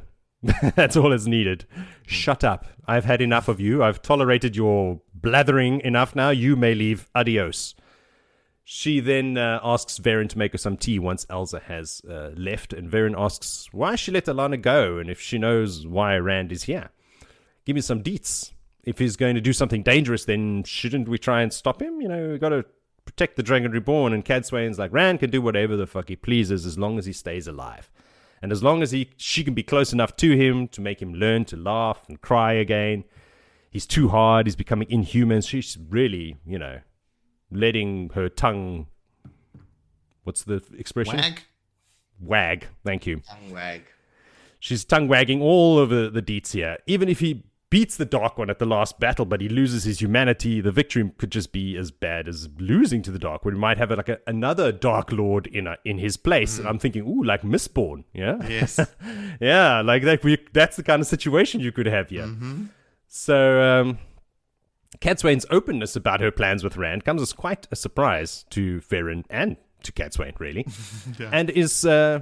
very opportunist, just in time to prevent her own death by Verin, who, after hearing only good things about her plans with Rand, decides not to murder Cadsuane and slips the little vial of what I can only assume is poison back up her sleeve and not into Cadsuane's tea. And that's how the chapter ends. I go, she had it right there. You were this she close. Was there. You. Verin. Yes. What a badass. Verin. Now, there's an Aes Sedai I can get behind. Even a Black Aja. Ooh, careful. Billy's turning me. All right, so that's the chapter, right? That's it. All right. Vil. A lot of words, Jody. Yes, I I think said Jody words. covered that one. The only thing that I have is when Rand tells Allana to release him. All that I heard in my head was Independence Day, where the aliens got the doctor around the neck. Release me. I was like,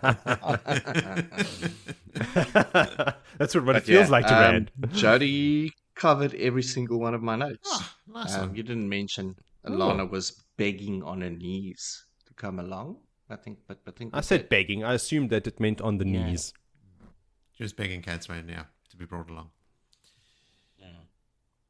Okay, I've got a couple little things, nothing too substantial, but I just thought it was cool that Rand, the Dragon Reborn, can still sit cross-legged playing the flute, and it looks over to Min also, and he smiles at her. She can still make him smile. Just all of it kind of made him seem a bit human again after he's gotten so hard. I mean, he even thinks to himself here that he was too soft, to deny the woman that bonded him, the woman that he loves, and that he needed to drink in winter till he made winter's heart seem Sunday afternoon. Which gave me pause. Sunday. Did it know? Ah. That's an our time name our day. of a day of the week. It's capitalized and everything. So it's possible that they have a Sunday. I heard Brandon Sanderson speak on his podcast recently when posed with the same question about how to use diction in fantasy novels. Like, I watched that too. Did you? Where he was talking about like, Yeah. would someone in a fantasy novel call something an Ottoman if the Ottoman Empire didn't exist in their fantasy world? And Yeah. apparently, what he was saying in that video, you'll recall, Joe, is what Tolkien used to say: is that when you are reading these things in the English language, it is the translation into our language. So, like when he says Sunday, it's whatever the equivalent of Sunday is in their culture. Is an easy way I've to never sort of heard infer that before, and Me I love neither. it. Yeah. Tolkien, jeez, what a legend! Every time you hear something about him, he gets better. Turns out pretty smart. Old Tolkien. Yeah. Knew what he was doing. So yes, so obviously it's here where Cadsuane slaps Rand that in the past I would have been, oh fucking Cadsuane, how dare she, is the Dragon Reborn, much like Jody was doing at the beginning of this episode. But I Still can doing. see it here because they keep harping on about, I need to teach him how to laugh and cry, right? Like that's sort of the shorthand version of what this thing is that she's supposed to achieve, and that is to remind Rand of his humanity, right? To keep him human. And things like civility and manners and that sort of stuff is a way of keeping yourself, grounded again, like you're not discarding how you are interacting with other people based on your elevated position, right? I think she is trying to keep him grounded. And the thing that actually really hammered it home for me is like when I read that scene play out, and I was a bit like, yeah, Rand, that is a little bit disappointing. I immediately thought, what would Tam think if you were like cursing in front of Cadsuane this way? Do you think Tam would approve? Like Tam might not have slapped him, but he might have given him a rap on the back of the head or a flick of the ear or something like, mind your mouth, boy. Like Tam would not approve of that kind of language. And if by that metric, I can accept someone reprimanding Rand for his behavior, then okay, especially for Cadsuane, who has this mission, right? Like she knows she's supposed to help him stay more human or remain human. So this time around, like I said, maybe just because I've got a lot more grey hair now, I can relate to Cadsuane more than I can to Rand, and I didn't think it was as out of place. Obviously, it's an extreme reaction, right? Like physical violence is never the answer, but this is a fantasy novel in which we revel in people potentially pulling each other's hearts out of their chests and stuff. So I'll let it slide. But yeah, long story short, slap. didn't mind it this time. I'd forgotten that Allana had sworn fealty to Rand, apparently immediately Me after too. Dumai's Wells. Yep. Yeah, because they talk here about her oath. Yeah. Like, what about your now oath? that she mentioned the oath, like I'm like, oh, she has an oath of fealty, but it's not like I read it here and then remembered that she did it. Me neither. I have no memory of that whatsoever. but I'll re-remember that now. yeah, we'll store it in the memory drive. Okay. Basically, all of the Aes Sedai that are moving in these little proxy groups have sworn fealty to Rand. It's just the Aes Sedai that's in the tower, and then the Aes Sedai that is in the rebel camp or the rebel movement. Those two groups haven't. And then obviously you'll have a smattering of Aes Sedai that's advising various leaders around the world. But those little Kyrie and Camelin groups, they all have sworn fealty to Rand. Only everyone that was at Dumai's Wells. Dumai's Wells. Now, the sisters that were kidnappers that Verin has compelled are also from Dumai's Wells, right? So they didn't do it at Dumai's Wells. They did it shortly after. But Bera, Karuna, all the Aes Sedai, Allana, everyone that was at Dumai's Wells. I don't think Verin has she? I mean, Cadsuane hasn't, Verin hasn't. But you're right. Like that whole subset of the mix of quote-unquote rescuers at Dumai's Wells and the kidnappers at Dumai's Wells have now, I think, all sworn fealty. That's why there's all this weird opinions by Egwene about the swearing. She hears rumors. It's like, they only no, getting this. Rand wouldn't be so stupid as to. No, actually, he was. So he did, and it's not stupid. I mean, rightly so. Yeah. They did put him in a box and beat him. I am starting to turn on another Aes Sedai, and that is Allana. Like I thought she was quite a sympathetic character in the past, but like a lot of talk that we've given Allana now in doing this podcast about her forcing Rand into the bond and that being akin to rape, and like other people in the story having a serious opinion about it and everything, I have also been quite annoyed by her. And then the fucking audacity of her in this conversation to be so pissed off that someone else had bonded Rand and not like spoken to her about it or something. And I mean, Rand throws that back in her face, right? And he goes, well, unlike you, they actually did ask, and that's, when she tries to slap him and stuff as well. Or he doesn't say they. Like, yes. He keeps it very, very much Very singular. vague, yeah. So there's, I mean, if he had to go, as I know, it's just not one, it's 3, and one of them can't even channel, then she would have been passed out for another 3 days again. But I was just so annoyed by the gall of Allana to be pissed off. Like, how do you get off being angry? You cow. Anyway, Cadsuaned up. Opposite. Allana down. Allana went up in my books in this chapter. Really? Because I felt the pure joy, like that feud through the bond. I felt that bond too. And like finding out, getting all this detail from her, and then finding out like when he tells her to go, she's sad and she's like, all right, but I'll go do it, because she is loyal to him. She convinces him finally to accept the Aes Sedai help. There's a whole bunch going for her. Yeah, she is a fiery personality. She is passion. That's all she is. Yeah. And no, she's emotion. She's raw emotion, and she's still passion, emotion, same like thing. mourning the loss of her water, and now she's got this new puppy, and the puppy's not playing game. It's just rotten emotion that she's living out. But I love this. Like, it's taken 91 episodes for me to work my black magic with the two of you. I've got it divided. Divide and conquer. Yes. Slowly but surely. Who's going to turn first? Last episode, we all cry because the Dark One loses. Ritual suicide. We'll drink the Kool-Aid at the end. Old Allana says here to Rand, a good many Kyrenian might go to Torum Righton if he reappears. I'm pretty sure he reappears in Farmadding now. Like, there's a bit of a foreshadowing. Oh, yes. Because I'm just waiting for this fight, man. yes, and there's not a lot of chapters left. Like, I mean, it's going to be honest pretty soon. But I'm fairly certain, not from remembering from the read, but in recent, like reading the fandom wikis and just reading about Torum Righton and stuff, I'm pretty sure that Lan kills him in Farmadding. So it's probably during that fight. So yeah, Allana talking, if Torum Righton just suddenly reappears, well, strap in, he's about to. Now, is Nynaeve in Farmadding by now already or not?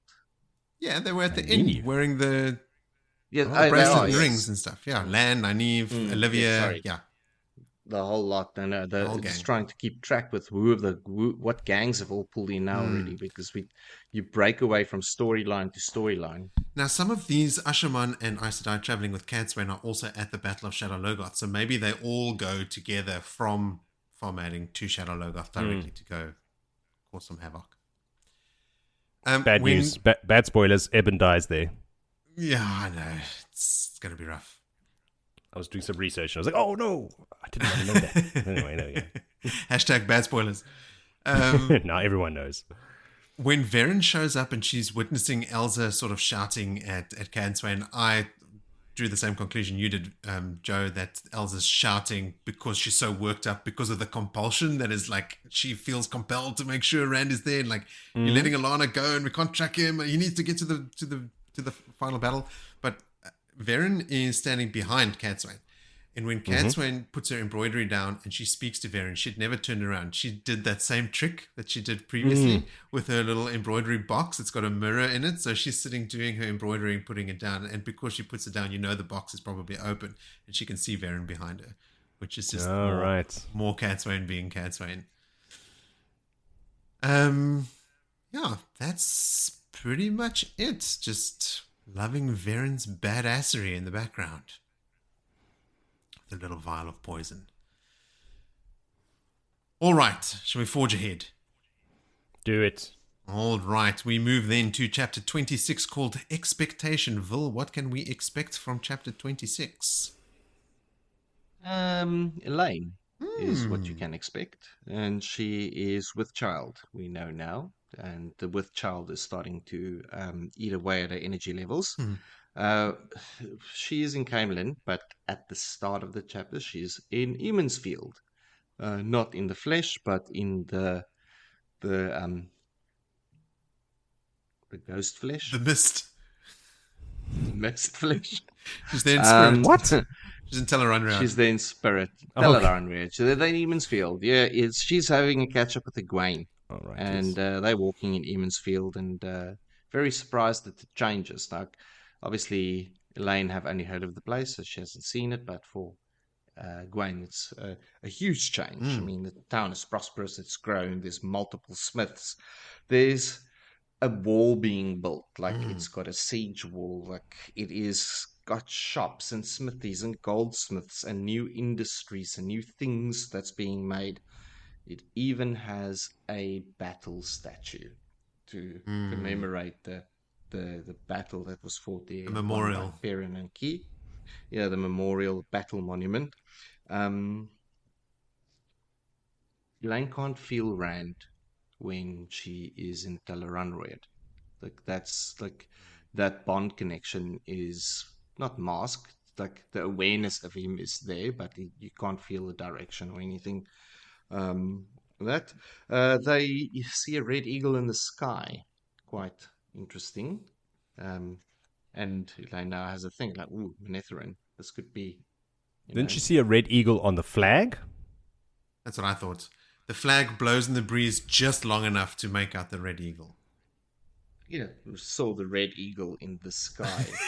On a flag, okay. Not mutually exclusive, right? Okay.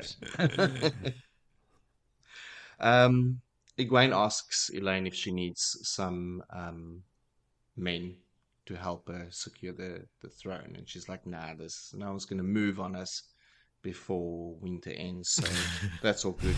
Because wait till my chapter. Yeah. Wait till the end of this Gareth chapter. Because Gareth Bryn actually only has half the men he really wants. So I mean, keep men there. They've got a siege of their own that they got to deal with on that end. Elayne does not tell Egwene, not out of fear that they did something wrong about the bonding with Rand, but just like let's just park that. She's playing Aes Sedai. They're really getting into their roles, aren't they? Is everything's on a need to know basis. Back in her body and the little catch up over, Elayne is tired, and her and Avienda has been sleeping in the same bed, and she notices like, oh wow, it's light already, and sort of elbows Avienda, and she's like, holy shit, why did you let me sleep in? She just jumps out like a cat on a hot tin roof, getting ready, dresses out, brushing teeth, everything ready. But Lady Avienda has been, there's some information that she's wearing silks and blue silks and all that. She's now Lady Avienda. Anywho, the breakfast is described as very large with many nice things, but poor Elayne can't have the nice things. She's got to have the boring, pregnant, healthy breakfast. There's no treats allowed for her either. And she's got also no wine. I like that they at least stuck to that. There's some knowledge there about drinking and preggoness. Avienda, on the other hand, gobbles down tarts and cakes and treats whenever she's got the chance. Now, everyone now knows, like, it's out and about. No one knows who's baby daddy. So rumors are flowing thick and fast. There's a lot of gossip that's going around. Captain Mellar then, after breakfast, announces the accountant is there to see her.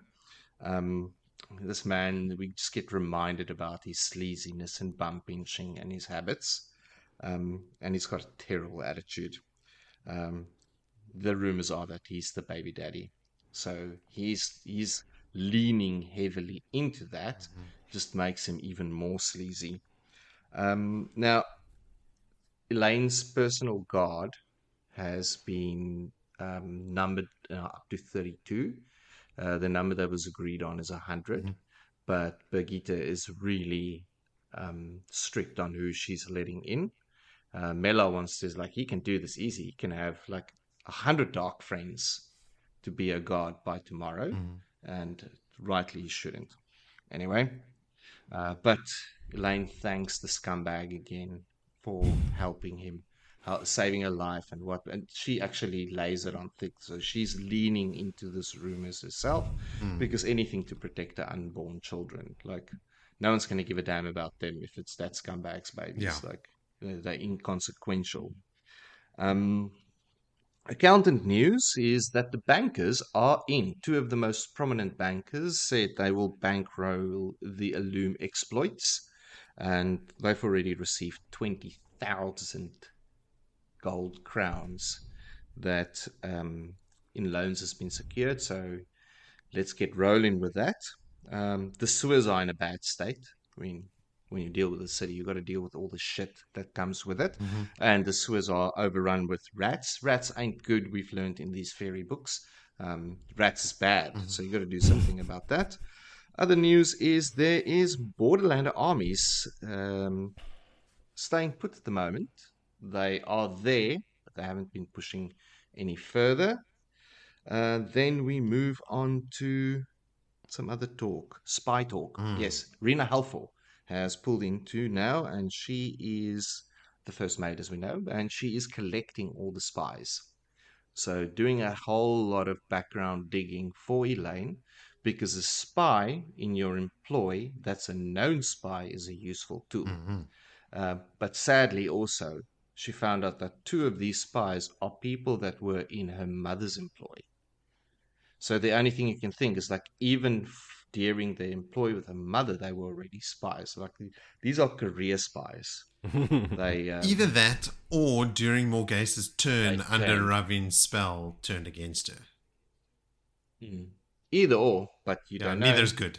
unless you go count the coins that they stash under the floorboards and do backwards calculations. But who knows?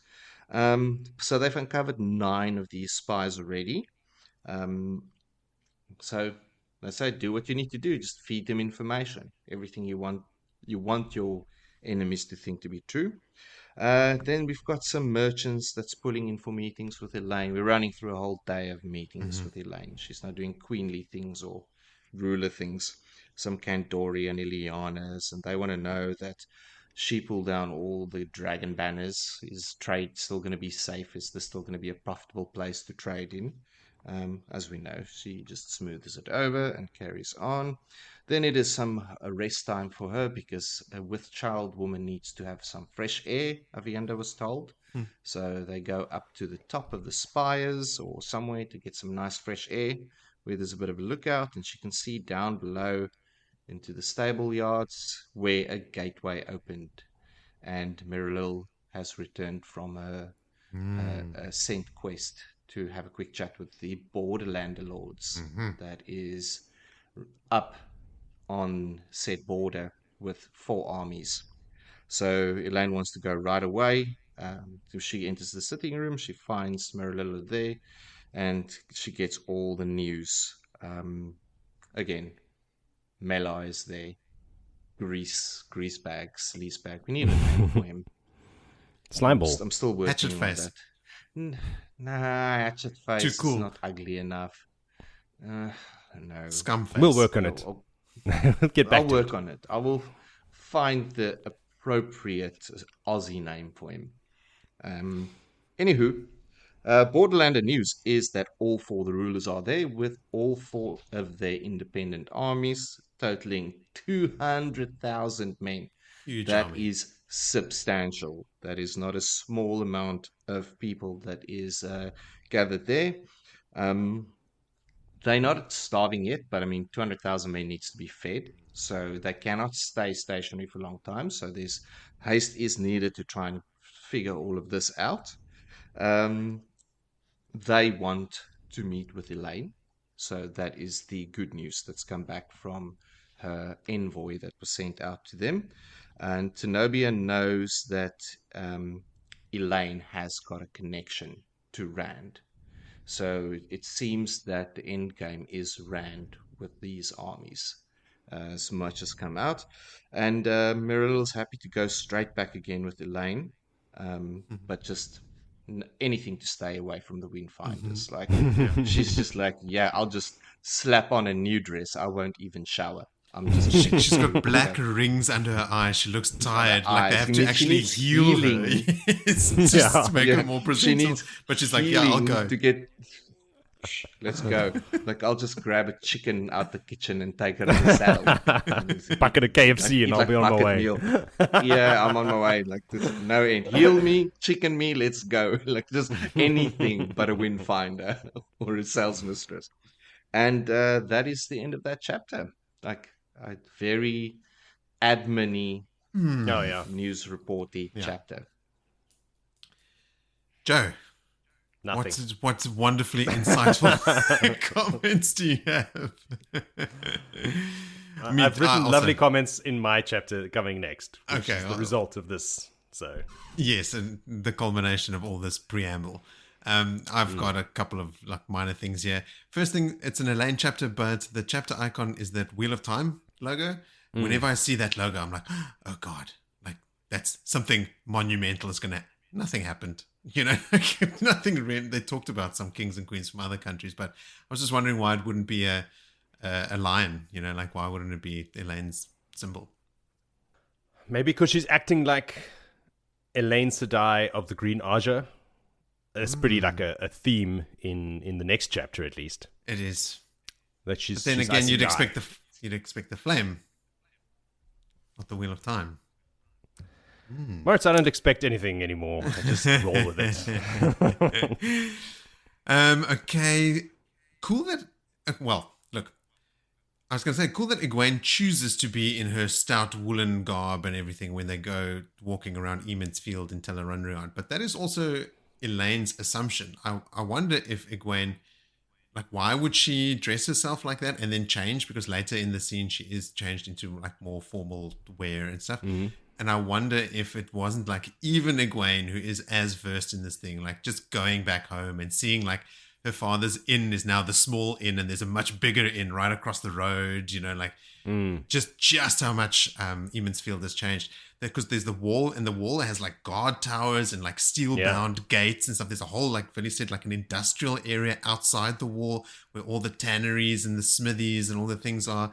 And the town is booming. Like the buildings are like, there are far more slate-roofed 3-story stone buildings than there are the old thatch buildings like Eamon's Field as we saw it in the Eye of the World. So I wonder if Egwene purposefully wore her Two Rivers clothes, or if the shock of seeing the change made her revert to No, I think she went into Rivers clothes and she changed into the Seven Stripes stole when the topic went into sisters. But then why? Well, maybe she's just like, I'm in that mode now, like I'm the mother. Maybe no, but why the Two Rivers? Why would she like arrive in the Two Rivers clothes? Yeah, no, it's home. You dress like you home. You fit in with your culture. Yeah, you get back to J-Bay, you kick off your shoes, you put on your boardies and your put t-shirt. in your slops and you... I wear no shoes, boardies and a t-shirt, yeah.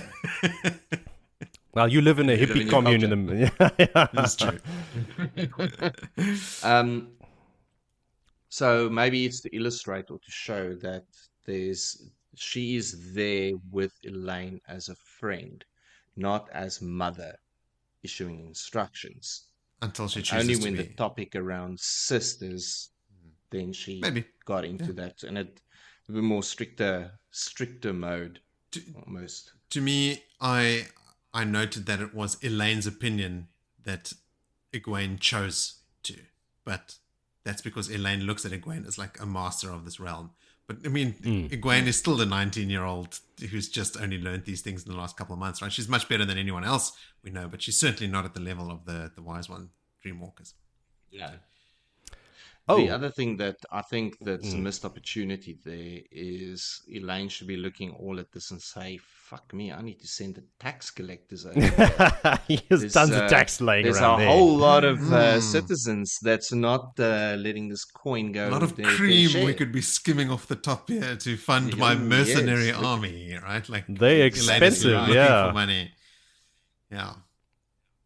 For sure. Interesting that Elayne says to Egwene, I know you're moving the army tomorrow, which is an event we've already seen at the end of the last book. So lots of timelines are still catching up to Path of Daggers. We're almost at the end of Winter's Heart, and this timeline, at least, is still not caught up to the end of Path of Daggers. That's what I was going to mention as well. Yeah. Okay. That dawned on me. It was like, oh shit, yeah. So a whole book of Catch up. Egwene. Yeah, like Egwene's everything that Egwene was doing, all that maneuvering of the sitters and all of that, and getting into position was all happening while this book has been happening. It's just now going to move the army. Yeah. Oh, that's a trend now over the last 3 books, is that we are constantly catching up storylines. Like it's going to be staggered the runs whole and time. gets ahead, and then bang, this one has to catch up. So you got to keep your wits around yourself to know exactly where you are. So that's why I'm always lost. Perhaps that's why some people call this the slog, is because you've read so much. Now you find out that Elayne hasn't even moved the army yet, and you're like, oh, Jesus. Yeah, so much has happened, and yet other people have just been standing still the whole time. Well, it seems like they're standing still. Yeah. It's funny that Elayne thinks that she has a baby when she's carrying twins. Mm-hmm. And because Brigitte was too drunk to remember exactly how many kids and if they were male or female. She keeps talking about she keeps talking about the child. Yeah, because that's how Elayne found out, because Brigitte told her, that's what Min said, but they were out drinking and she's all fuzzy on the details, but she knows there's a baby. Yeah, they were smashing the Usquai. Yeah. I mean, they were sober when Min told them that she will be of child because of this, but then they got... So, I mean, Usquai is so rotten, it just... it erases memories that you had already made. And also funny is that Elayne is looking forward to the morning sickness so that she can share it with Birgitte. Like, she just wants to get Birgitte with morning sickness. I love that Avienda doesn't trust Doyle and Millar, and she watches him with like no expression on her face. Like when he's walking in the room, it's just like blank stare. Avienda also really struggles with the deception of letting people think that the child Elayne is carrying could be Millar's, because the Aiel despise subterfuge and dishonesty. Like, to her, that's not honorable, right? To actively support a lie is dishonorable. So Avienda's super conflicted about it, and Elayne notices. Maybe not realizing why, but you can tell that Avienda is like frowning at herself at this deception. There's this one character that Rien Harfor mentions, John Skellett, the barber, who's a spy for one of the other houses. He is later employed by Elayne, and he gives Elayne vital information about the impending siege, which is pretty cool. Just following the great advice that she got, Elayne got advice from her mother, Gareth Bryan, and none other than the Grey Fox, like quoting all these lines from them in these chapters. I think that the Gareth Bryan lesson is in the next chapter, Jody, but like in these chapters, there's 3 things. She remembers a quote from her mom and from Tom about spies and how useful they can be. And Tom saying, like, when you find a spy, coddle them, swaddle them in luxury and stuff, and keep them so that you can feed them bad info. But it's just cool. Like, she's had Morghese, Gareth Bryan, and Tom Merilille, the Grey Fox, like giving her advice, and she's putting all of it into use, and is like this really, really savvy ruler, which is awesome to see. She asks Rien Harfor, what about the other matter? And Rien Harfor says, I'm hopeful. What is that? I don't know. Okay. Ask me. Asked and answered. Wait and see. I guess what I'm saying is put a pin in it. Let's see what Rien Harfor comes to the fore with. I mean, I think that's a whole like dynamic that starts developing between Rien Harfor and Halwyn Norrie, where the two of them are trying to like out spy master each other for Elayne, which is pretty cool. She doesn't have a baller, but at least she's got 2 others who seem to be fairly adept at what they're doing. So that's pretty cool. Yep. And then the last thing I had was the gateway that Rianne Corley of the Kin has created in the courtyard is 10 feet wide and 10 feet tall. Oh, wow. Nice. I didn't read that. Decent gateway. Yes. So that made me go read about her strength. She's as strong as Sheriam and Pavara, and would have ranked highly in the Aes Sedai hierarchy if she had passed the tests. I mean, that's a big gateway. Yeah, man. Yeah. Useful to have her around. Go Rianne. All right. Since blathering is the theme of the episode, I will say that's enough blathering from me, and we can get to some more blathering from Jody in chapter 27, called To Surprise Queens and Kings. Joe, what surprises await us in chapter 27? Not many surprises, just one. Surprise, bitch, I'm here. That's the surprise. All right. Yo! Brigitte. Yo! What makes special sauce so special? Yo. Brigitte and Avienda are both trying to dissuade Elayne from going to meet these Borderlanders. While she sits writing out a letter for Merilille to take to the Borderlanders before she arrives there. Because, you know, we just spoke. Merilille, healed, ready to go. Just give me the letter. I'm going now. Yeah. She signs the letter as Elayne Sedai of the Green Aja and not Elayne Trakand, daughter heir, blah, blah, blah, blah, blah, whatever else the other titles are. She also refuses an escort. She wants to move quick and surprise these queens and kings to catch them off guard and to see if she can get some info out of them that they wouldn't normally offer up had they been prepared. This is the little tidbit from Gareth Bryan. Move, do what they least expect. So, thankfully, old Doylan Mellar is not keen on coming with. It would look like a royal visit, for one, if the captain of the royal guard was there, which she's trying to avoid. Plus, it would be awkward if he was leering at her ass through the whole meeting. So, not coming with. Brigitte is going, but as her warder. So she gets changed out of her uniform as well. And Avienda, of course, is coming too. And she's already dressed as a wise one. I think in Willie's previous chapter, he mentioned that she was wearing silks, but she's not. That's a threat from Elayne. She's got a whole cupboard full of silks waiting for her. That's right. That she's teasing her with. She's still wearing her wise one stuff. Right.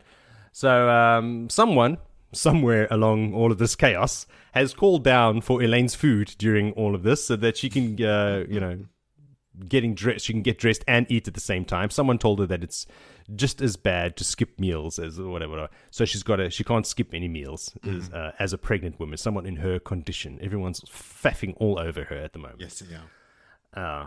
So this food has arrived somehow. She also informs Rena that she will have to host all the meetings from now on. Sorry, I'm going. All this other crap I had lined up that Willie was just going over right now, you're going to have to deal with him. Goodbye, shot, thanks. And off she goes. They also call for Rianne, speaking of, who has been making the gateways to near where they found the Borderlander, so she knows the land well and will not open a gateway. If they had to open it, they might end up right inside the camp, slicing open some Shinarans or something, which maybe not go down so well. Or they'll just end up like 20 miles away, and they'll never make it there in time. So we're just going to use Rianne, come down, open up some more gateways for us, will you? So she opens up a gateway to send Merilille first, of course, so she has to go ahead. So off she goes to announce their arrival. She's also very keen to be anywhere that the Windfinders aren't. In fact, they're all keen to avoid the Windfinders and sea folk in general, so they leave ASAP before news of their imminent departure spreads through the castle, which they know it will, because they see this little like servants walking past, looking in, and it's going to spread like wildfire. And that Zyda, she specifically mentions it. The last thing she needs is this Zyda woman coming along and ruining it all. Yeah. So they go through the gateway, and they step out into Braham Wood, around 50 leagues north of Camelin. Elayne has dressed up in all green, even green gloves, green everything. And she has her little turtle brooch, is the pronunciation, Angriel. And her mind is on these 10 Aes Sedai that she's heard of. But then we find out later there were 13 or something. Because she's only heard of 10. Anyway, 10 to 13 Aes Sedai that are with the Borderlanders. So she's like, okay, are they loyal to Elayne? Are they Tower Aes Sedai? Are they Rebel Aes Sedai? Is this a trap to catch her and take her back to the Tower? But it seems like that's too much of a plan for Elayne to send 4 Borderland rulers and 200,000 soldiers to catch Elayne. Like, that seems a bit much. It's got to be about Rand. Like, obviously about Rand. Soon, Brigitte's eagle eyes see the Shinarans waiting beneath some trees ahead. And we meet up with Kayan Yokota, Lord of Fel Isin. and an entourage that he has with him to escort them to the waiting rulers. There's pleasantries and by the light and my salvation and you will be safe and blah, blah, blah. And she's like, I don't need to be safe. I'm Aes Sedai. Take me to your leader. They reach the camp quickly and see lots of soldiers and camp followers, but no Aes Sedai, at least in plain sight, because she's on the lookout now. They reach a big tent, and Elayne takes one last big calming breath before entering. She remembers Gareth Bryan's words, if you find yourself outnumbered, do what the enemy least expects. Attack! And it's showtime. So in she goes. Merilille is already there. No black rings under her eyes, nicely healed, looking fresh. And she announces Elayne as plain old Elayne Sedai of the Green Aja. Boop. And it's not a meeting designed to welcome a queen or a ruler, she notes. Everyone's standing, there's a couple of chairs. There's no fluff and no fuss. So she's like, exactly what I wanted. Brilliant. Elayne recognizes all of the rulers as well. She has studied the Borderlands as part of her royal education. All of them older, wiser, regal, except for Tenobia, of course, who is loose cannon, a brash child. Yes, who immediately blurts out, like, holy shit, Merilille, Elayne's a child. Who's this kid? She also calls out Avienda as a black-eyed Aiel, much to Avienda's confusion. She's like, my eyes aren't black. She doesn't get it. It's this, Aiel. It's not Aiel humor, so she just doesn't understand. Elayne introduces Avienda as her sister and Brigitte as her warder. In any other company, this would have caused quite a stir, but these are Borderlanders. They see Trollocs and Madrol on a daily basis. They've seen some shit in their lives. A female warder and an Aiel sister are the least of their concern. But just in case, Elayne forges ahead, giving them no time to think about it or react, and announces that the niceties are over. Yes, everyone's happy? Fine. Takes her a glass of wine and takes a seat in the seats that they had for themselves. Let's get down to it. She takes control immediately. Everyone is like, oh, shit, I suppose we sit down now? I don't know. So she straight away tells them she knows that they are not here to invade and all. Like, only a fool would think that you guys are here to invade. You must be looking for Rand, and you guys have requested this audience because you know that I was in Falme, and so therefore I know Rand. Correct? Are we all up to speed? And they're like, yeah, I suppose. Tenobia is not stoked that they did not request an audience, but just like, Ethaniel just speaks over her like, shut up, child. The adults are talking now. Yeah. So if they are looking for more information on what happened at Falme, they're shit out of luck. Elayne doesn't know any more than they know. Rand was there. The Seanchan attacked. They blew the horn. The dead heroes came back. Trumped them into the sea. Bornhold wasn't mentioned because advancing at a trot to your own death was stupid. So no one talks about it. But then Rand fought the Dark One in the sky and defeated him. Like, that's what I know, and that's what you know. Everyone in the world knows that. What else do you want to know? They're not interested in what happened at Falme. They're interested in what happened after Falme. They feel a bit neglected. Rand has ignored them, and they are moody. They are the ones fighting the shadow every day along the Blight. When the last battle comes, it's going to be fought in the Blight, if not at Shire Ghul itself, and yet this bastard has been focused on all the nations to the south. It's like, yeah, that's a good sign, I'm thinking. Like, it's a good sign. He trusts you guys. Yeah. Like, I don't know how to talk to you guys. You guys know what you're doing. You guys got that end. Like, I don't have to worry about that. I trust you. It's these fucking Land told me you're cool, Terrans so and you're these cool. aliens. Like, yeah, those guys are the worst. The second you turn your back. Yeah, okay, so I've got to deal with them. But they're not happy he's been focusing on the south so much. They want to know where he is. They want to talk to him. And we brought 200,000 men who also want to talk to him for some reason. They have plans to make. I'm loving these guys. Elayne wants them, reminds them of the White Tower's proclamation about Rand. You know, like, remember, anyone who wants to talk with the Dragon Reborn must do so through the tower. Remember? And they say, "Oh, we are. You are Elayne and Aes Sedai, right? You know, we're talking to you. You represent the tower." But of course, Tenobia can't keep her child mouth shut. And she's like, the whole world knows the tower's divided. Everyone knows you're divided. How can we trust you and that you speak for the tower? And Elayne just tells him, listen, shut up, child. This is tower business. It's got nothing to do with you. Are you an initiate? Would you like to join? Would you like to wear white and come to the tower? And then you'll learn what's happening in the tower. And she shuts up. So it's Merilille that tells her that. Oh, is it Merilille? I thought it was Elayne. Elayne thinks to herself, Merilille, this little grey sister that has been jumping at everything the Windfinder's been saying, suddenly looks and sounds full-blown ice-cold Aes Sedai. yeah. And she says, so Tenobia, if you want to go put your name in the novice book, you can spend 20 years in the tower and maybe then you can start hearing about what tower business is. And Elaine's like, oh, okay, good for you, Merilille. Okay, that explains, because then respect for her goes up in Elaine's mind. And I Yes. thought respect for Tenobia for shutting up, but it's respect for Nice. Merilille for speaking up. Exactly, yeah. So many people doing so many things. There's a lot of people to keep track of. Jesus.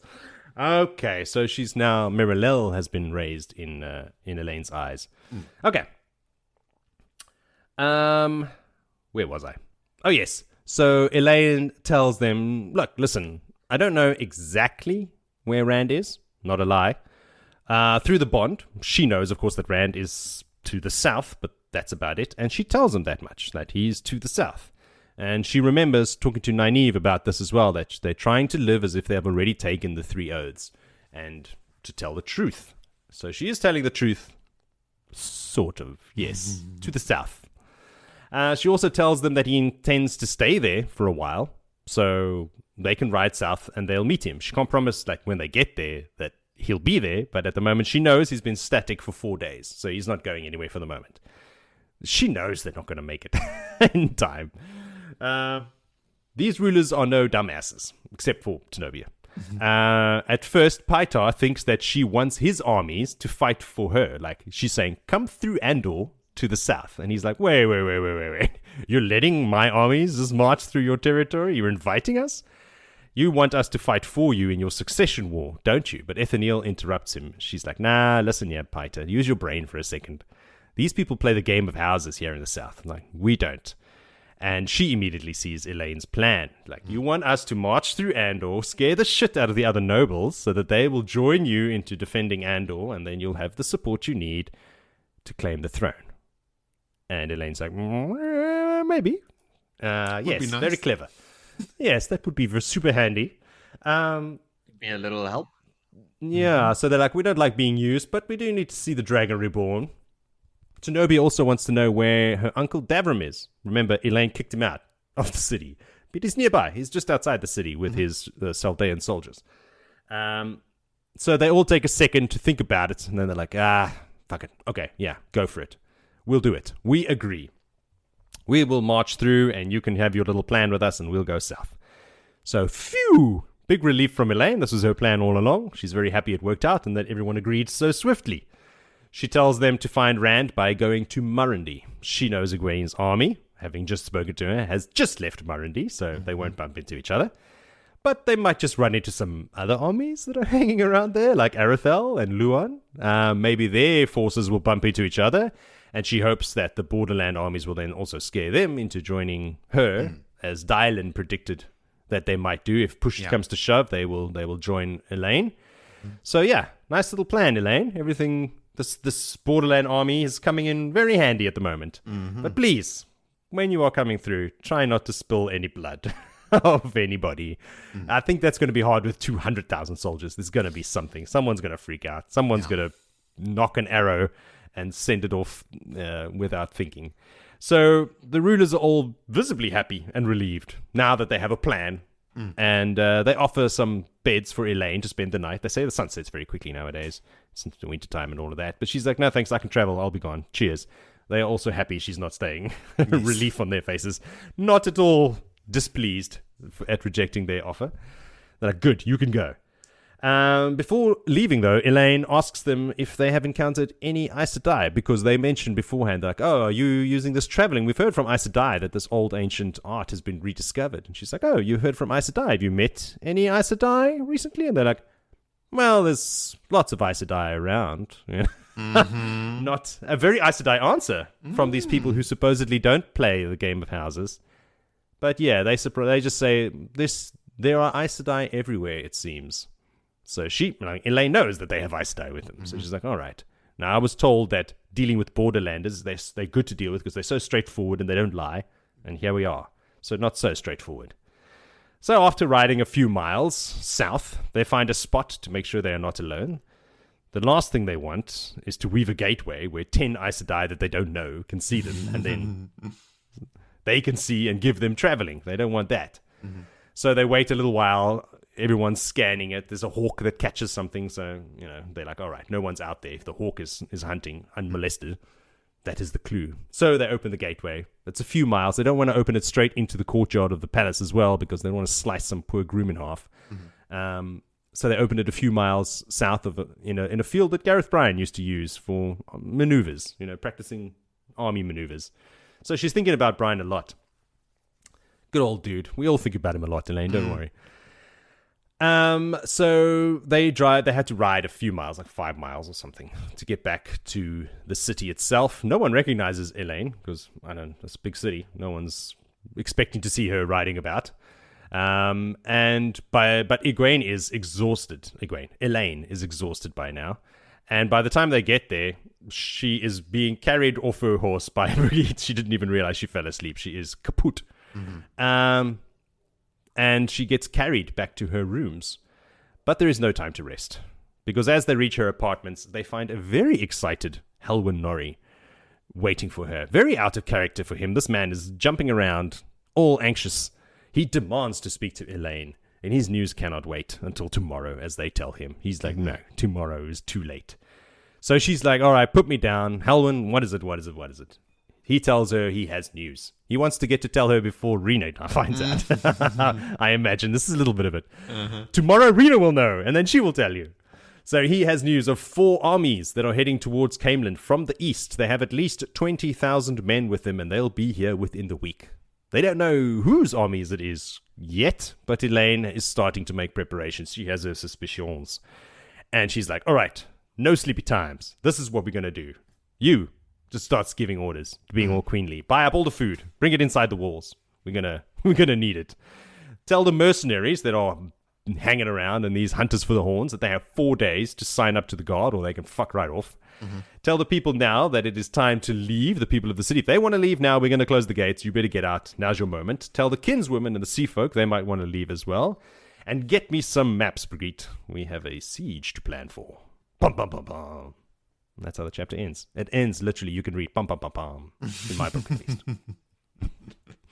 And I'm end of document. Amused. Oh, no. That's just what it says in Word. The siege being a problem. Like, you have to buy up all the food and get ready. I mean, you can make a gateway. Just make a gateway, carry in, go buy some grain, cart it through the gateway. Mm-hmm. No worries. The siege. Oh, you want some exotic ice peppers from... For a whole city of people, that would take time and effort and resources and managing to make sure no one learns outside the city. It's right there. They know where it is. They can just open a gateway into the ocean and just catch up a whole bunch of fish and just drop it on the city. So many options with gateways. Oh, Jody. I was thinking this exact same thing during reading this. It's like, why don't they make gateways to the bottom of the ocean and flood a whole enemy? Like, there you go. 1,000 cubic meters of water per second rushing into a hole full of enemies. Like, there was land, now it's a lake. When you make a gateway, do you need to know the destination or where you are? You need to know the destination. Aha. So the bottom of the sea. Yeah, but you can go swimming. That's if you want to be precise. The ocean's massive. You can just think of a place that you've been to the ocean before. There, más o menos, more or less. It doesn't matter. Or you sink a boat that you know, and now the boat's at the bottom of the ocean. It's like, make a gateway on that boat's deck. I think Elayne has pondered this exact thing before, actually. Like, I think Elayne has thought, like, if you make a gateway on a moving thing, is the gateway in relation to the thing you're in? Or maybe it was us that speculated about it originally, but we've certainly had this conversation. It's like when you're driving in a car and you throw a ball up in the air, does the ball move with you? Or does the conservation of momentum. Yeah, that's true. The Earth is spinning through the universe. We've had this discussion before. We have. The universe is flying through, the galaxy is flying through the universe. Yeah. Yeah. What else, Phil? What else have you got? There's goats that's being bought. Because Yeah, very Leander interesting. feels that the Aiel ways is more important for the raising of the babes. Oh, yes, the and goat's milk. She needs Oh, goat's that's milk. right. The goats were bought for Elayne, yes. Mm-hmm. Yeah. Mm-hmm. Guess what? When they get sieged, that goats are going to become prime stew pot. No, they're the queen's goats for milk. Yeah, the queen will look after her people, and the goats will get slaughtered. I don't think there's going to be enough goats for a city. It's not going to. It's a drop in the I bucket. know. It's maybe 4 goats. She bought 100. I mean, Vienna don't go small, so maybe No. she bought like 100 goats. Just in the palace. Just goats everywhere. Just goats everywhere.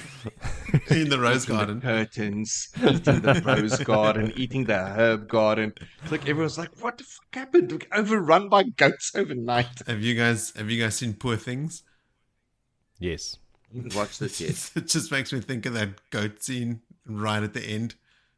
Right at the end of the Oh, movie. Jesus, yes. So much weird shit happens in that movie. I'd It's so forgotten weird. about the goat. Yeah. But okay, back to this work of fiction. There's mention here when a sister of Elayne Standing said go, Merilille went. I was like, yeah. Damn Skippy. Elayne. Damn straight. Avienda says to Elayne when Elaine's all being all bullish about going herself and only going with the water and her sister and, like no guards or anything like that. Avienda says to her, even Shamad Conde know when to be cautious. Yeah, I read that, and I was going to go, who are they? But I was on the train again. Thunderwalkers. Who are they? Ah. The Thunderwalkers Oh, that makes sense. are generally used by chiefs as reinforcements wherever they may be needed. Often they will be put into spots of apparent weakness in the flanks to defend or added power to opposing flanks that might appear to be on the verge of falling. So like they're always thrown into the heat of battle. Those You were picked my them. guys. Remember when you told Yeah. us to choose? That's the guys I Yeah. picked. How could I forget? The bomb squad. That's why. yes, exactly. Damn I it, Joe. I had a good chuckle because Carrie-Anne groans when she hears she's supposed to teach the Windfinders that night, which is great because she's a Black Arja murderer. So suck it. You can teach the Windfinders. Yeah. Don't kill them. Just teach them. Yes. Or kill them. Actually, that would be fine. Either way. Yeah. Joe, you mentioned the amber brooch that Elayne was wearing. When she's thinking about it, it's sort of, she's thinking to herself, it's sort of like this extra, like if they think it's weird, let them, but she needs a bit of extra protection because if there are 10 sisters here that want to bundle up to the tower, she needs to be prepared. So she feels ready with just herself and this amber brooch to take on, again, with Avienda, I guess, take on 10 sisters. I mean, that's badass. Elayne is maybe sometimes taking a lot of risks, but it's pretty ballsy. Well, Brigitte and Avienda have been mentioning that risk-taking for Silverbow quite with, some time. Avienda, Yeah. knife-throwing, Merilille's also there. channeler, a wielder. But against 10 sisters, I mean, she is actually being I think- very careless.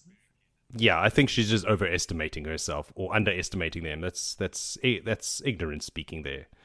Let's call it That's her brooch. The youth. feeling that without knowing anything for fact, that the 10 sisters or the 13 sisters that is there with the Borderlanders have been outside of the tower during all of the split. And they're kind of like, whoa, let's just lay low. Let's suss the scene with every Aes Sedai we meet. Mm-hmm. They probably thought, hey, let's go back to the tower. Wait, who's in charge? Elayne. Maybe then. I'll just hang out Maybe here with not. the Trollocs along the blight. That'll be better. We met some of these sisters in the prologue for Path of Daggers when the Borderlander rulers meet in the Black Hills. At least they mentioned some of them or named some of them, but then there was also like, oh yeah, I've also got 3 with me, and someone else like, oh, I've got 4, like, and then Tenobia also has a sister sent by Elayne. Remember, Elayne sent a sister to go, quote unquote, take control of the child queen or something. But I don't think she was ever named. So we don't know who that is. So there's at least one sister from Elayne in that camp. Yeah. Her I name's did do a Verin quick Mathman, Google, and but she's not I there. didn't find the names of those specific ones, who's with all the Borderlanders. But I will search it up. And we also know from from reading about the tower split and everything, that it's basically equal thirds, right? A third of them stayed loyal to the tower, a third of them openly rebelled, and a third of them are just sitting on the fence, scattered all over the world. So they're not wrong when they say there seem to be Aes Sedai everywhere, and yeah, you can't assume to know who people will be aligned with. Here's my other vocab note, Joe. Prevaricate. Jesus. I don't remember that word, but I don't know it. To speak or act in an evasive way. I think that's one of the words I did Google when I wasn't on a train. Yes. I'm going to see if I can find the others. Good one. And then my last note is Elayne thinks here, or when they're moving in the city or something, they see what amounts to basically a fire truck, like a wagon with a big water tank on it, because another warehouse fire has been lit in Camelin. And these are the fires being orchestrated by Millie Skane, right? Like she's having saboteurs set fire to things. So like during the siege, Elayne is also battling this internal subterfuge or this rot from these fucking dark friends. Millie Skane still letting the Lord of Chaos rule. Mm-hmm. She has become the Lord of Chaos. Yeah, quite. She is chaos. That's everything from me. So unless you guys have anything else to say about chapter 27, nope. Then let us share with each other our favorite moments. Bill, what was your favorite moment? Yeah, I didn't pick one. Oh, whoa. I've been caught off guard for the first time. Tables have turned. I did think of one. Okay, start the shot clock. Off the bat, I will have to say this is a moment that is, or a chapters that is pretty sparse in favorite moments. But I did like the Borderlanders falling in line with Elayne's direction and plan, I suppose. And then a shout out to Cadsuane and Verin, like just pulling back into farm matting and knowing exactly what's waiting for them. And ruffling all the feathers in the process. Ruffling all the feathers, but yeah, that's for me. How about you, Joe? Verin. Slipping that vial of poison. Being so calm. Just about to murder Cadsuane. Just this close. And it comes out of nowhere. Like, that's what's cool about it. That was one of my honorable mentions. It's like, you're busy reading this, like, oh yeah, talking to Cadsuane, they're busy talking, blah, blah, blah, blah. Verin's making her some tea. And then Verin slips, like, surreptitiously slips the vial of poison back into her sleeve. You're like, oh shit, Verin, whoa. Like, also like a literal moment, right? Like, it is a brief little moment, but you just get this glimpse into, oh yeah, Verin. Schemes within schemes, you know, like she's working with Cadsuane, but other things are also going on. She didn't, like, because I've read now that remembers in previous chapters, she doesn't know what Cadsuane's plan is. She doesn't know if she can trust her with Rand. And she still doesn't know, and she's already planned. She must have been planning to murder her. And probably in Farm Adding is a perfect place because everyone hates her there. They wouldn't look at Verin as a suspect. So someone who hated her in Farm. It's the perfect opportunity, and it's just fortuitous as fuck that Cadsuane eventually just tells her, like, listen, this is my plan at that moment. And like, Cadsuane says as well, like, I'm feeling unusually sharing. I wonder if it's because she's in town with Rand. Maybe. To Verin at work. The pattern can't let her die because Rand needs her. Plot armor. There you go. That was one of my honorable mentions, Joe. My favorite moment is just at the very end when Elayne starts giving orders about how to prepare for the siege. Like, they're good orders that make a lot of sense, and she immediately knows what's going to happen. Like, no denial, just straight up action. We hear a lot about how tired she is here. I mean, part of it is probably the pregnancy, but part of it is also that she's spending a lot of time in Tel'aran'rhiod, so she's not getting a full night's sleep. You know, so and then she's juggling all this other stuff that she's also doing, and she's eating shitty meals. They seem to think that, like, her gruel that they give her porridge is like the healthiest meal. It's not. It'll fill her up, but it's like not the most nutritious. And it's low GI, but, you know, like, no vitamins and minerals that she needs. But also the ham. She wants the ham. Yes. She needs something. She needs iron. Yes, exactly. There we go. Even we know what she needs. Well, we're all dads. Maybe there's lots of iron in goat's milk. I don't know. I don't know the iron content of goat's milk. And the one order that she gives about people leaving the city is, it works in two ways. Like if in a family, the women and children leave, but the husband stay, she can bolster her number of troops while lessening the number of mouths to feed during the siege. So she's like, it's almost like she had this thing already in her head, like, oh, in time of siege, this is what you do. And she just started rattling them off immediately without hesitation, despite being probably exhausted. Part of her training. My other honorable mention was just Rand sitting cross-legged playing the flute, smiling at Min. Like, it was just a nice little scene, seeing Rand just be a human being. We jump on those moments, eh? We have in the do. past and still do. Just like every moment where he's just a normal dude. Like, Yeah. All right. So, to our listeners, send us your favorite moments or your theories, your observations, your corrections, or answers to our many unanswered questions. You can do so by following the social media links in the episode description, like @BloodandAshPod for X, or go to bloodandashespodcast.com where you can leave a text or voice message or even buy some t-shirts. Send in some t-shirt ideas and I'll try and find some time to add them to Bulwer Knows His Ends.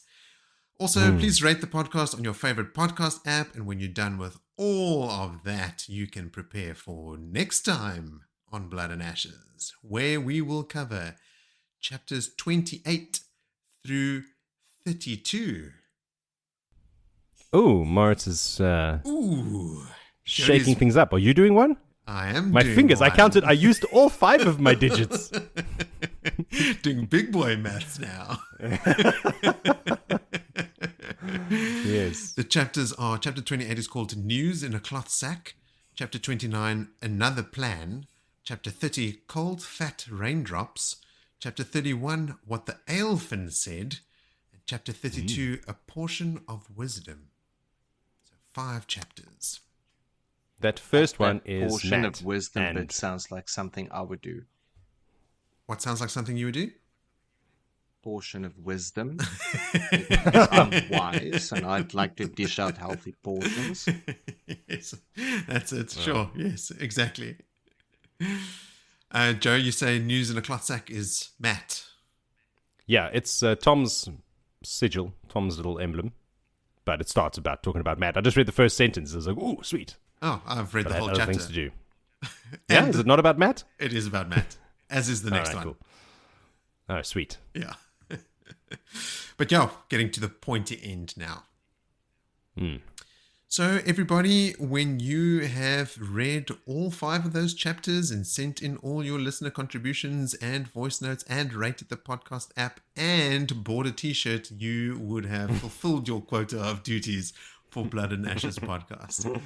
But to hear us pontificate those chapters, you will have to wait for another 2 weeks. And until then, I will say to you, sleep well and wake.